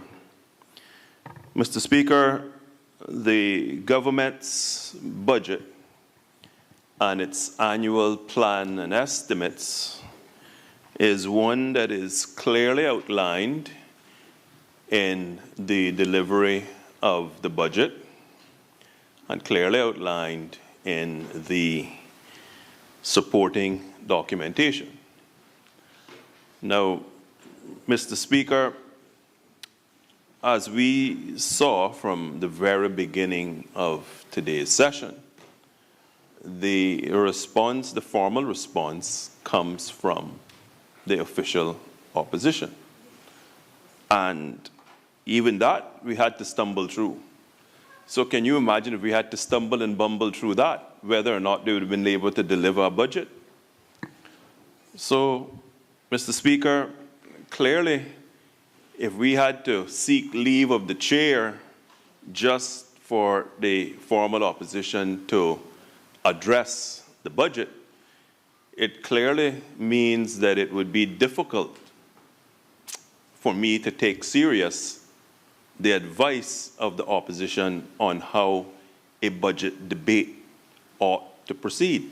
Because the fact is, Mr. Speaker, we might not have even heard the speakers that have contributed, that is the leader of the honorable leader of the opposition, the member for Georgetown East, and the member for Georgetown West. For Mr. Speaker, it was through your leave that that happened. But we thank you for being such a considerate and good speaker of the Parliament, that you ensured that that piece of democracy was sustained and upheld. However, Mr. Speaker, I find it difficult, Mr. Speaker, why the members of the opposition are saying that there's something to be ashamed about. We delivered a credible budget. We delivered a budget that we believe is going to assist greatly in moving the country forward. The Premier opened with a statement that was an overarching theme around which the budget was built, and now we're at this juncture. Mr. Speaker, the government spoke. The government then had a speaker speak, and we're not quite sure why we're hearing the calls from across the floor to say that there's something we should be ashamed of, whilst there was at least one other member of the opposition in chamber that could have continued the debate had they chosen. So, Mr. Speaker, I want to paint a picture. I was elected the first time that they had the honor of being elected the first time. And as I listened to the Honorable Leader of the Opposition give his response, and he spoke to the single mother that he called Janet. And as I listened to him speak to the plight, and let me be clear, Mr. Speaker, we all know that this form of debate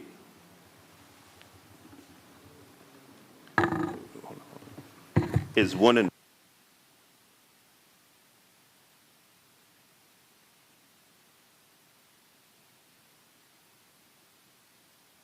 about a literal person, so we're speaking to the figurative Janet.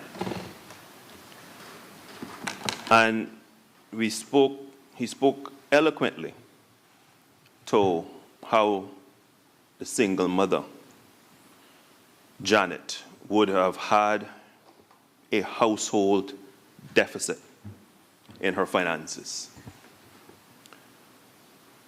I live in the real Cayman. I was raised by a mother who held 2 jobs. She cleaned houses on Bogasan Road in the day,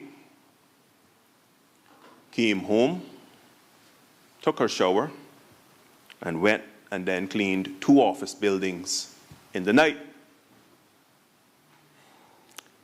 A father who was a seaman who came back home, and after a short period in tourism, then went on to be a painting contractor, eventually worked at a time when you could see Caymanian security guards, and worked for Mr. I think it was Kara McField as a security guard, and eventually wound up back at the Cayman Turtle Farm, where he worked and eventually became the chief butcher.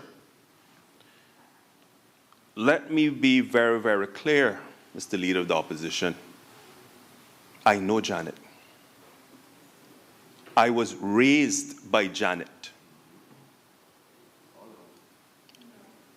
The vast majority of us on this side of the House were raised by a Janet. Janet did not come into existence during 2025. I dare say, from 2013, when he first got elected, and this country, through the budgets put in place by the administration that they took over from, and produced record surpluses. This wave of record surpluses that they then brag about in this House had hundreds, if not thousands, of Janets in Cayman. What was their answer for Janet then? Yet they come today talking about them caring so much with crocodile tears about Janet. My answer is the fact that we have doubled ECAP funding in this budget. It should be a shame that during the time of record surpluses, I inherit a budget with $900,000 to assist families in early daycare. That is when Janet needs the help. She needs the help when she needs to have her children in daycare, and that is yet another cost. We're doubling the provision. We are going to ensure that Janet gets help by doubling ECAP. Mandatorily, we have to get health insurance cover. We know that health insurance, the contribution to health insurance, is a significant expense to families. We are committed to bringing the cost of health insurance under control and rationalized in this country. That will help Janet. What we have heard is that we should now look at rolling back significant portions of revenue. And so if we roll back significant portions of revenues, where is the funding going to come from to be able to afford the increasing level of services that the country needs? So you see, Mr. Speaker, we have seen the tale of three sides. We've heard that we should be rolling back duties in areas that we already have a number of duty concessions in. There are a vast number of our foodstuffs, our necessities, families' necessities, that already are duty-free. Mr. Speaker, we also know that if we roll back the duties, for example, on CUC, which sounds good, where is the shortfalls going to get covered? Is it going to get covered with increasing the areas that they then criticize us for raising revenues? So on the one hand, you see, Mr. Speaker, we can't win because we get criticized for increasing revenue measures to meet the increasing demands of a growing population. But then on the other hand, we get told, well, you actually should reduce revenues in a number of critical areas. We then get told that there are critical social spends that we should be enhancing. So how are we going to increase those critical social spends if we followed the advice of the Leader of the Opposition and reduced revenues? This formula seems not to add up. I agree wholeheartedly with the Leader of the Opposition when he says that government and what we provision to the public is not about balance sheets, but about practical compassion. I agree with him completely on that point. I agree with him that we should be looking carefully at the day-to-day survival of Caymanians. Indeed, every government ought to do that. Is this a convenient time for you to take a break? Yes, Mr. Speaker. The House is suspended until 12:45.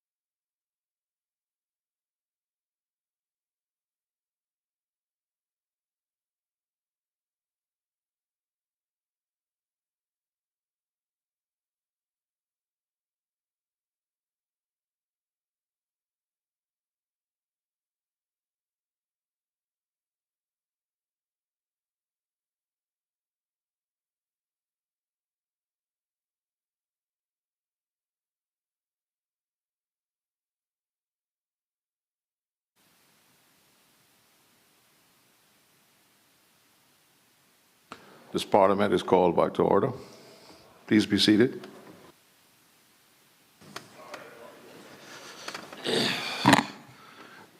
Minister of Finance and Development, continuing.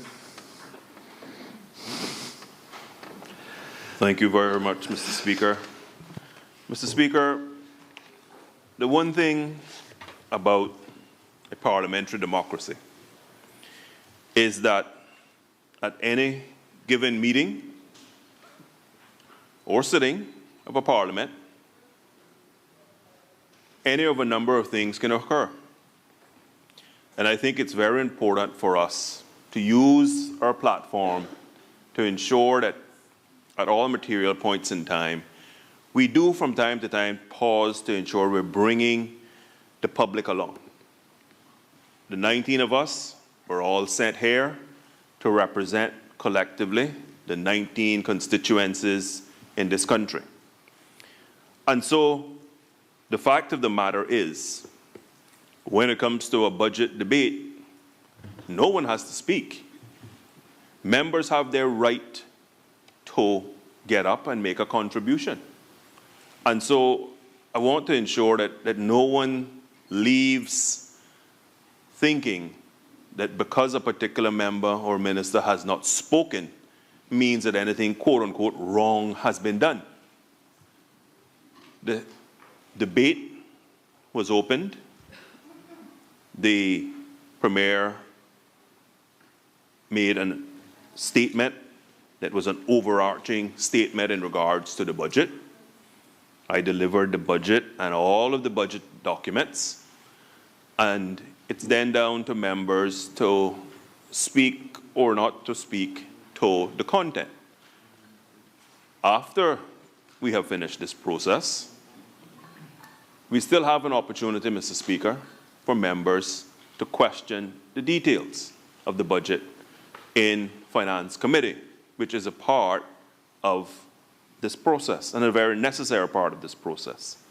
So, Mr. Speaker, for any of us who might be tempted to think, well, when the Premier made his statement, he made mention that individual ministers would speak to their individual ministries and the work of their individual ministries.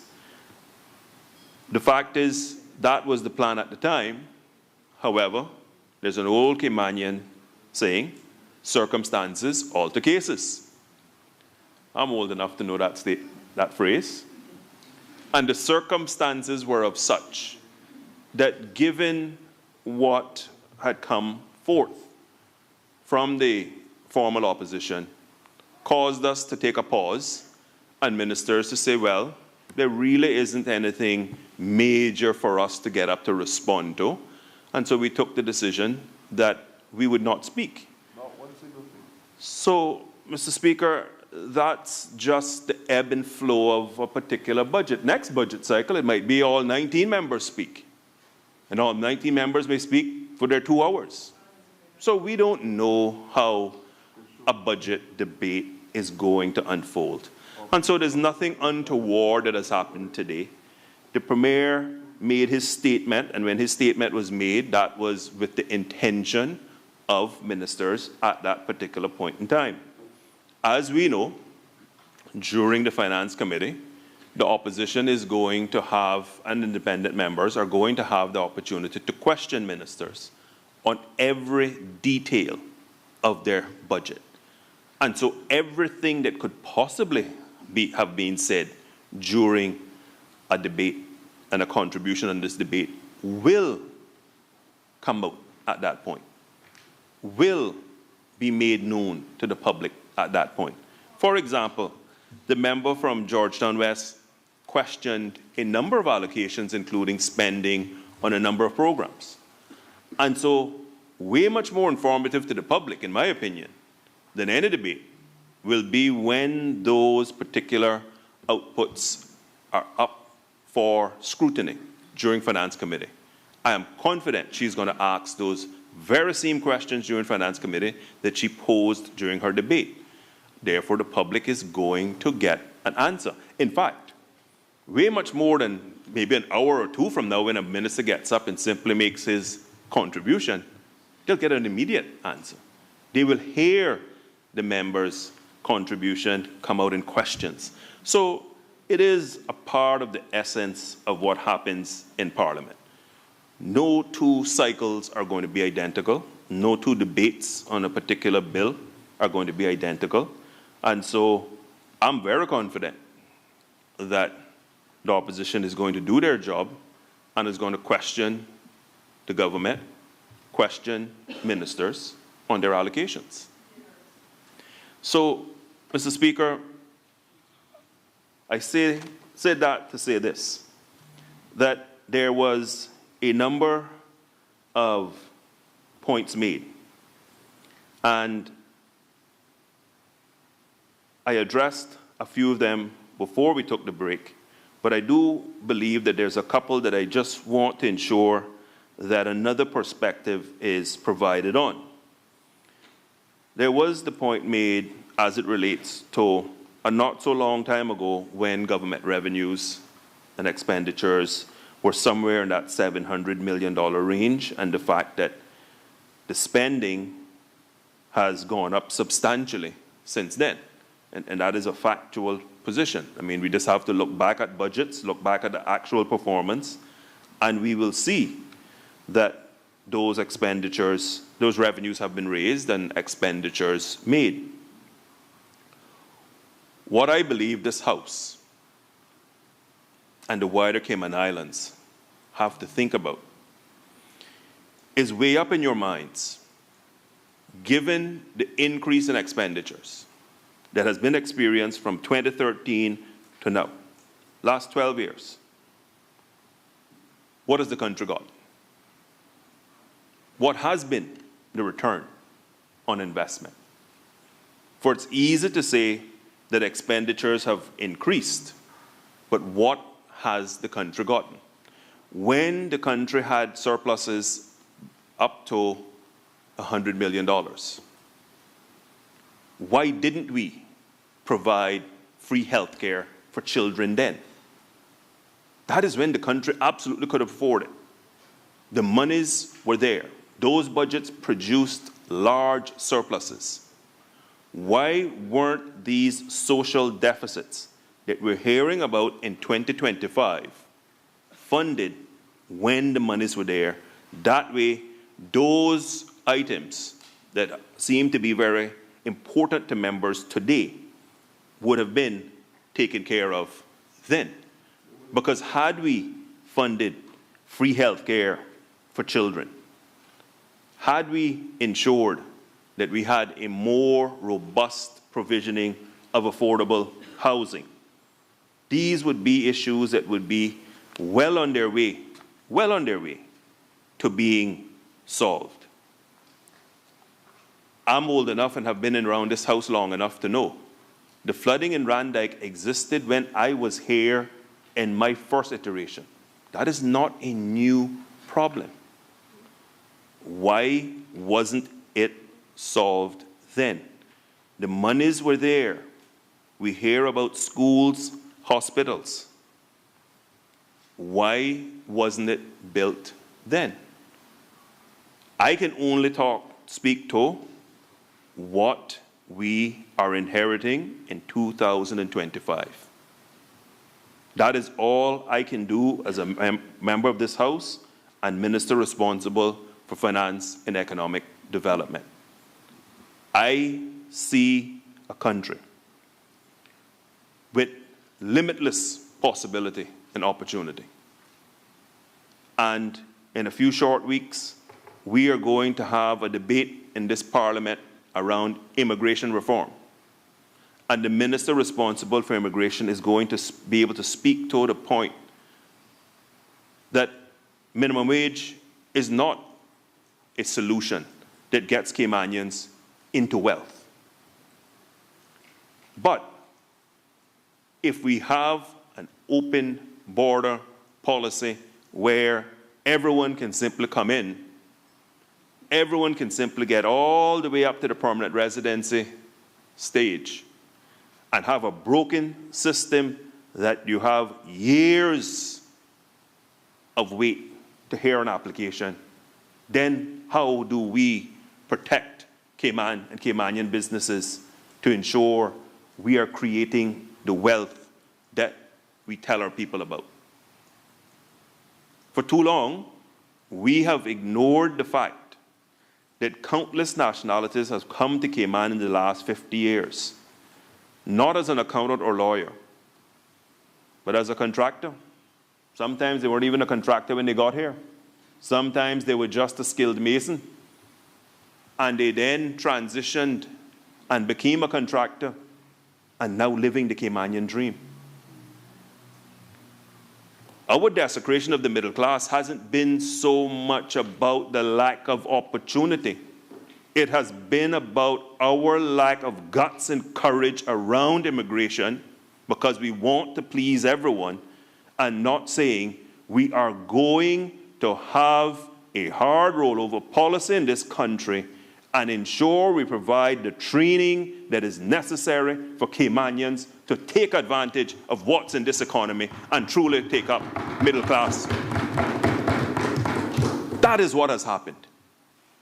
I left a house that after the 2004 immigration bill had a hard, stern, strict rollover policy. And no one is going to tell me in financial services or otherwise that that law limited their ability to grow and generate business, because it's not true. The law had all the carve-outs necessary through the key employee provisions, which when you work that in tandem, along with the rest of the economy, you had a formula that if it was built upon, many, many more Caymanians would be in a position today to not have been pushed out of business because other nationalities come and take care of their own. That is a fact. That is an uncomfortable truth that nobody wants to talk about, because we want to pussyfoot around and play politics because we want all the other nationalities to vote for us. That's the fact, Mr. Speaker. How many subcontract to the Caymanian contractor that each one of us knew and grew up with? How many? But you see, we want to continue to play the politics because we want the next wave of vote persons who, if we keep the open policy that exists today, would mean that every single one of them wouldn't just get to apply for PR. They would get it. I cannot help that I have come at a time where you get 30 points for investing in $500,000 in Cayman property, which absolutely assures you to get permanent residency. Once you get to those 30 points, as somebody said to me the other day, all you got to do is be a good old boy or a good old gal, and then you're going to get it. The fact is, we have a small country, a small economy. The United States of America has 300+ million people and are talking about having to protect themselves and their industries. Yet we want to have this happy-go-lucky. We're whistling as though it was the sound of music up on a hill with all sorts of flowers, and we're skipping and we're dancing. And that's how we're going to solve immigration? I'm sorry for any of us who don't understand and don't have vision enough for what we are building for our children if we continue down this trajectory. Well, we are going to leave a country that opportunities are going to pass them by the system and how things operate and how humans operate. Humans naturally acclimate toward each other. We act and pretend like that's some shock. We go on like, oh man, well, if you're from X country and you like working with and will hire persons from your country, that's a big shocker. That is not a big shock, Mr. Speaker. That is how humans behave. And so we are going to hear and see debate around that important topic. And I certainly hope that the little preview I heard today isn't going to be the position that the formal opposition is going to take on what immigration reform needs to look like in this country. Because it was their government who took the rollover policy, listened, and were scared by those who could scare them in the private sector, who came with their Nanza stories and told them, oh, this is going to kill our businesses, when there's no evidence to that whatsoever.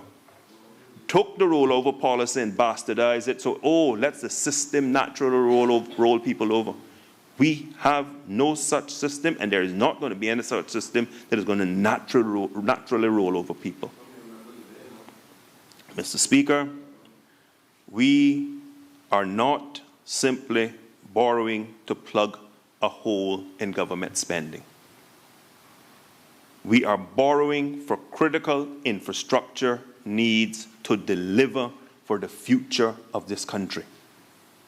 Let's think about it, Mr. Speaker, because maybe my message did not resonate when I opened the debate. Are you going to, as a family, when you cannot save and either buy or build a house, just save out of your salary? How many human beings on this planet have actually saved from their salaries enough monies to be able to build just a home? That's your basic need, a home. What do? You act responsibly, you work, you save enough to get a deposit, you then have a down payment, you then get a mortgage that you can afford. That is all the government is doing. We are not living in times where we have surpluses to the point that we can fund our capital needs out of our recurrent revenues. And so we're playing catch up. We admit we're playing catch up, but we're doing it in a responsible way, Mr. Speaker. We're still only going to wind up at 7.6% debt service ratio, which still gives us lots of headroom in case of an emergency. We didn't want to have borrowings that would take us up to 9.something%, and then the opposition could truthfully get up and say, well, what happens if we have a major blow from a hurricane and you need to go out and borrow at that point? What happens with an unexpected event like COVID-19 and you need to go out and fund government through borrowings? We have given us enough wiggle room that we are building for tomorrow, but we have enough capacity to be able to secure ourselves in a time of emergency. Mr. Speaker, a number of other items were brought up, including private-public partnerships. When they get to question the Honourable Minister responsible for housing, they will find that one of the key hallmarks of what he is going to look to deliver is around public-private partnerships. We all know that government can't solve the housing crisis. We all know that we need to also enhance our GGHAM program so that we can use that as a key tool to get more Caymanians into home ownership. What do I mean by that? If government has a plot of land, and let's say it's 4 or 5 acres, but the housing trust is already busy building on another site, why should we sit and wait until the housing trust is ready? The minister is innovative. The minister is already talking about being able to go to the private sector and have a triple P where persons can bid on building a specific spec of housing, and with government contributing the land. That is a key, as we all know with land costs. That is going to be a key part of the economic puzzle to get Caymanians into affordable, more affordable homes. Why? Because if the cost of land is the give from the Cayman Islands government, then that makes that home more affordable to more Caymanians. If we augment that and supplement that with an enhanced GGHAM program, those two running in tandem will put more Caymanians on the home ownership ladder. In fact, in discussions with the minister, and I hadn't even gotten to update him on this as yet, because I knew where he was heading, I've already had meetings with two of the Class A banks here who have told me unequivocally that due to the low rates of foreclosure in the old GG Ham program, they're going to be happy to participate. They're going to be happy to participate. Mr. Speaker, any of us who have been around this Parliament, I laid on the table of this House the annual report for CIDB just last week. Some of us may not be bankers, but let me be clear. When you have a loan portfolio where the level of impairment is double-digit percentages, do you understand that that means it's an unsustainable enterprise? The rates of foreclosure has drastically declined at the institution, principally around the fact that we wrote off so many loans and had to write off so many loans and have them permanently impaired, that of course you then can play with what the rate is. If it was that simple, tell me which other country wouldn't just say, oh, we'll get a development bank and that's how we can solve our problems. The fact is, it has to be a government who has the guts to look on and say, how do we do things better? Just accepting the status quo is not going to deliver impact for our home people. And what we need is impact, not words, not plain politics. And so we are going to look at the whole of government and ensure that everything we do is fit for purpose and leverage the capital that's in the private sector. The private sector is on the sidelines wanting to leverage more capital into Cayman and into housing in particular. And if government is innovative and plays its role responsibly, we assist Caymanians getting on the home ownership ladder.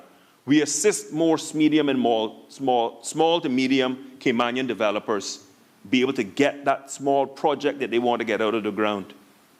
I know a number of Caymanians right now that own 1 or 2 acres of land, but they simply cannot get to the point that they can make the development work because of the packages that the bank actually offers. They can't capitalize it. They have the land, but they can't capitalize their program to their land and their business plan to the point that they can actually make it happen. Those are the areas that we are going to be focusing on.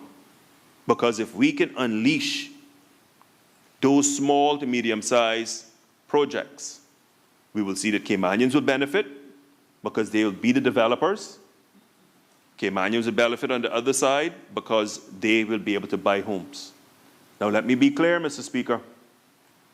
One of the things that government is going to insist on as part of any agreement is that in any of those agreements, there will be a binding commitment that those properties cannot be sold in block and have investors simply come in and buy them up and Caymanians don't benefit.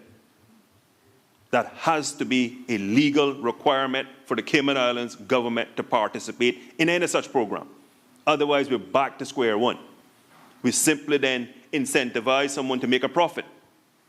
And in making their profit, which would be good if they're Caymanian, yes, but in making their profit, it has to be that Caymanians who need to get on that home ownership ladder are able to do so.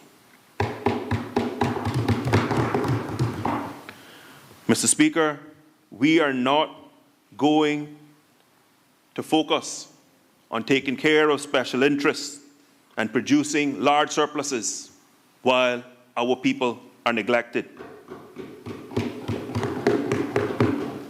Mr. Speaker, we have had the awesome responsibility of putting together a budget in a time where we have had revenues that don't match the level of services the country needs. And so, yes, we have increased fees. But let us be clear. The fees that we have increased are not going to hit the average Caymanian. The fees in financial services are all sustainable. And I say to the member from Georgetown East, we will be detailing all of the revenue measures in the days ahead and making sure that he and the entire country get sight of all the details of all the revenue measures. We're crafting legislation as we speak to underpin all of the revenue measures. And so, yes, we were waiting to have the legislative framework built, but his call has not fell on deaf ears, and so we are going to ensure that we roll out what they are. Now, do I believe, Mr. Speaker, that there are going to not be opposition to a couple of the measures? Yes, there will be. Yes, there will be. Government's job is to balance all voices in a debate. And so whilst there will be opposition to some of them, we believe that given past performance, where the economy is today, and project out into the future, that all of them are supportable, they're reasonable, and they're going to bear fruit and produce the revenues that we are projecting. We have had many responsibilities delayed, but now we have to deliver on those. When we speak of our school plant, responsibility delayed, now the government has to come. The East-West Arterial, and building that out expeditiously.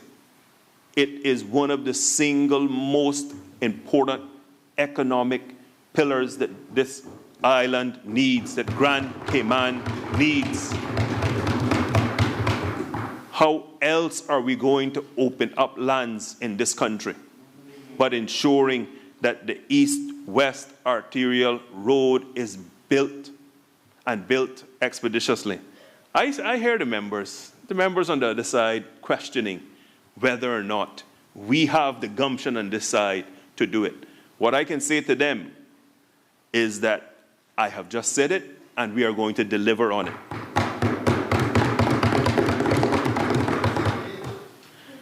We are going to ensure that we address cost of living in the ways that we've outlined, but more importantly, we're going to build it through the strong immigration and employment policies of the Ministry of Caymanian Employment, Caymanian of Immigration and Caymanian Employment. We got so many ministries, Mr. Speaker. That one, we got a lot of ministries, so forgive me for not remembering the names of every single one off the cuff. But the policies of that ministry are going to get more Caymanians into jobs. The policies of my ministry, working in tandem with the Ministry of Caymanian Employment, is going to provide the training, focused, laser-focused training. Mr. Speaker, let me give you a story of what I inherit. I go to a ceremony that is celebrating TVET, Technical Vocational Education and Training. And yet, I find at the ceremony and speak to a plethora of individuals who are getting recognized, who are on work permit. Let me be very, very clear. For those who have not remembered how I operate, because I haven't been here for 12 years, Caymanians come first. I come and ask this finance committee for funds to benefit Caymanians. Now, if others want to come and pay their fees at UCCI, I'm happy to take the fees. The country is happy to take the fees. But to not be laser focused on ensuring that the money we spend have the impact of either a Caymanian getting into employment or a promotion of the employment means we've lost the plot. That is how impact is measured. I can say to my good friend, the member for Georgetown Central, when I called a meeting to look at hospitality training, I heard some good numbers. I had some good numbers going through UCCI. Then when I asked the question, where are they now? Where are they working now? Lots of hard work, lots of people being busy. What is the impact? I am not going to sit idly by and continue to fund programs that don't have a positive impact on Caymanians. And I'm not going to apologize for that to any human being on earth. My job, as sent here by the good people of West Bay North, is to enhance the Caymanian experience. People can call me whatever they want. What they will not call me is a traitor to my people. What they won't call me is someone who's just going to get up and pander to the crowd and play politics while we spend government monies and don't have impact. And so I can promise that when it comes to cost of living, one of the best ways to solve cost of living is to get a person a job. That's one of the best ways to solve it. You know the second best way? Promotions. You know a third best way? A strong immigration policy that sends a message to this country that we are here to build a Cayman that we can be proud of and that our future generations will look back and say, at that point in history, that decision is why I am here today and benefiting. Financial security, resilience of families has to be through education, training, preparing our people for employment and further employment and promotions, but also creating opportunity. Let me give another story. I come to a system where apparently we want Caymanians to participate and win bids for government work. Now let me tell you what I found. What you find is someone with a Caymanian business, therefore they're either Caymanian or have Caymanian status, but can employ any Tom, Dick, or Harry from Timbuktu. Bid cheaper. But the Caymanians who want to band together and have a Caymanian-owned company that employs Caymanians get sidelined systematically. I can say that we are going to be looking at the procurement law, that bids are going to have a meaningful level of points for Caymanians, own companies that employ Caymanians. And you're not just going to tell us you employ them. You're going to prove you want to be in the game, then you're going to have to play by a new set of rules. We are creating a new paradigm in this country. We are no longer going to go for what has existed. And we complain and we complain and we complain on the sidelines. When the fact is, why are ministers and members of parliament complaining when we are the ones, we're the authors of where this country can and will go for the people of this country? And I am going to say that this government has the guts and the vision to call a spade and do what we have to do.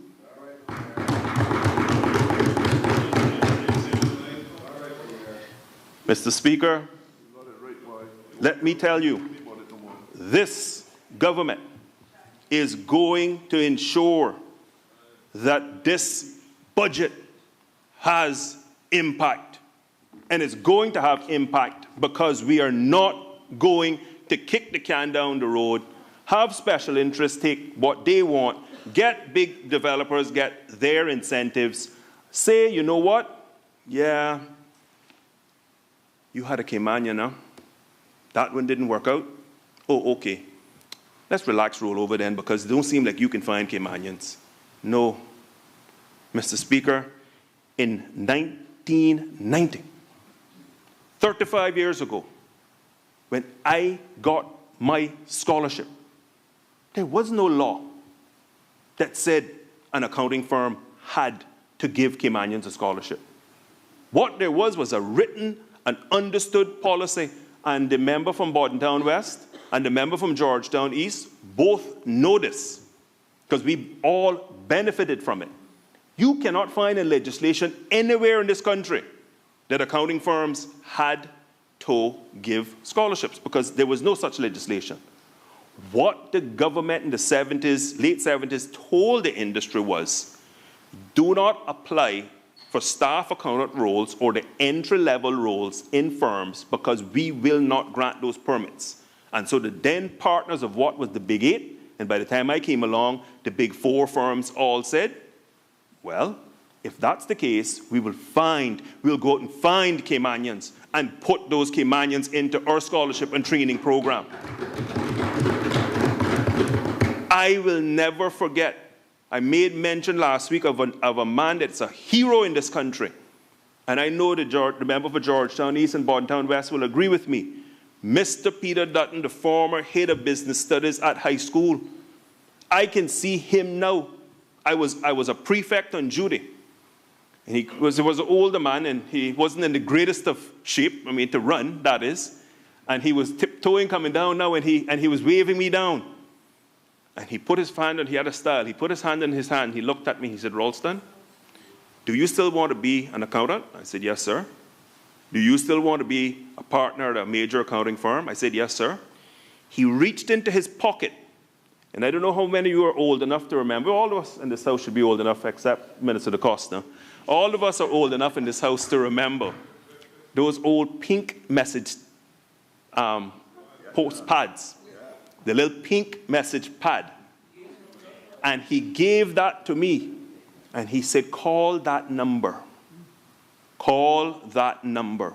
And my life was changed forever when I called that number and spoke to Mr. Paul Anderton. If 35 years ago, that's what existed in this country, you're going to tell me that in today's world, a strict immigration policy is going to just cause business to dry up? We have to say to businesses, go find your Caymanians. There's a responsibility to being in business. You can't just kick back and just say, oh, it's all going to be handed to me. No, go find your Caymanians, and then your business will flourish. Mr. Speaker, we are moving in the right direction. I can confidently say that this budget has been built on prudence, yes, but it's been built with a view that the needs of our people must be met and we must have impact. We cannot continue to just spend government monies and not measure what the impact is, and that is an ethos across all of our ministries. What I can say is, I don't know that we're not spending enough money on culture and heritage. What I can say is we're not having the impact we want. And so if we want the impact, we have to do things differently, and every minister has to look at their staff and say, we will do things differently. And we're going to measure what we're doing. We cannot just continue down the road of spending the sums of money we're spending and then making the excuses that we need to spend more money. We do not need to spend more money in this country. We need to be smarter about the money we spend and hold our public service colleagues accountable, but set the right policy framework. The right policy framework must come from us. hold our public sector partners accountable, and have impact. Just this week, the minister, well, 2 weeks ago, the minister was up at East End Primary School for Heritage Week, when we were rolling out a program that we're doing in conjunction with the Minister of Heritage to ensure that we infuse Caymanianism into every school in this country.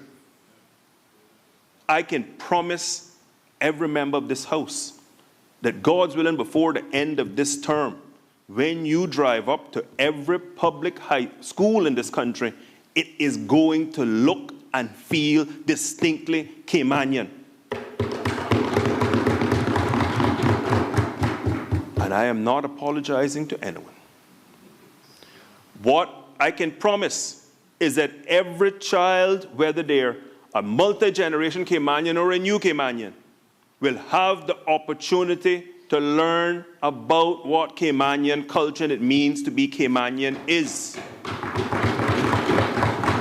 We can't just continue thinking that these things are going to mystically and magically happen. You know how the culture is dying? It's dying because of all of us adults. That's why we're dying. It's dying because we are not insistent on a policy framework where our Caymanianism is infused throughout.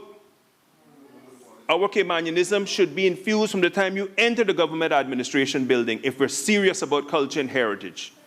And so, Mr. Speaker, it's not about just spending more money. It's about a mentality, and it's about a way in which we move and have our beings, and not accepting the same old, same old. Because if we accept the same old, we're on the road to our culture and heritage truly being lost. We're in 50 years' time.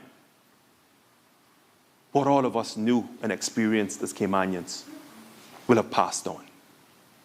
We have to admit that's the road we're on. How many of you have taught your children what a Kalawan is? How many of you have built a kite for any of your children? Some don't know what Kalawan is. How many of you have took the time to either buy or build your child a gig? More importantly, how many have actually just taken a boy child out for fish? Or a girl child out to fish? All your children out to fish? We have to be serious. And it starts with us. We set the standard. That is why the people sent us here. They sent us here to change. And so change we will. Change we must. This budget offers the opportunity for real impact in this country. The policies that are emanating from the government will have real impact. I commend the Appropriation Bill 2026 to 2027, 2025 to this Honorable House. I believe it is a pathway to fiscal responsibility whilst enhancing Caymanian and Caymanians' lives. I thank you, Mr. Speaker.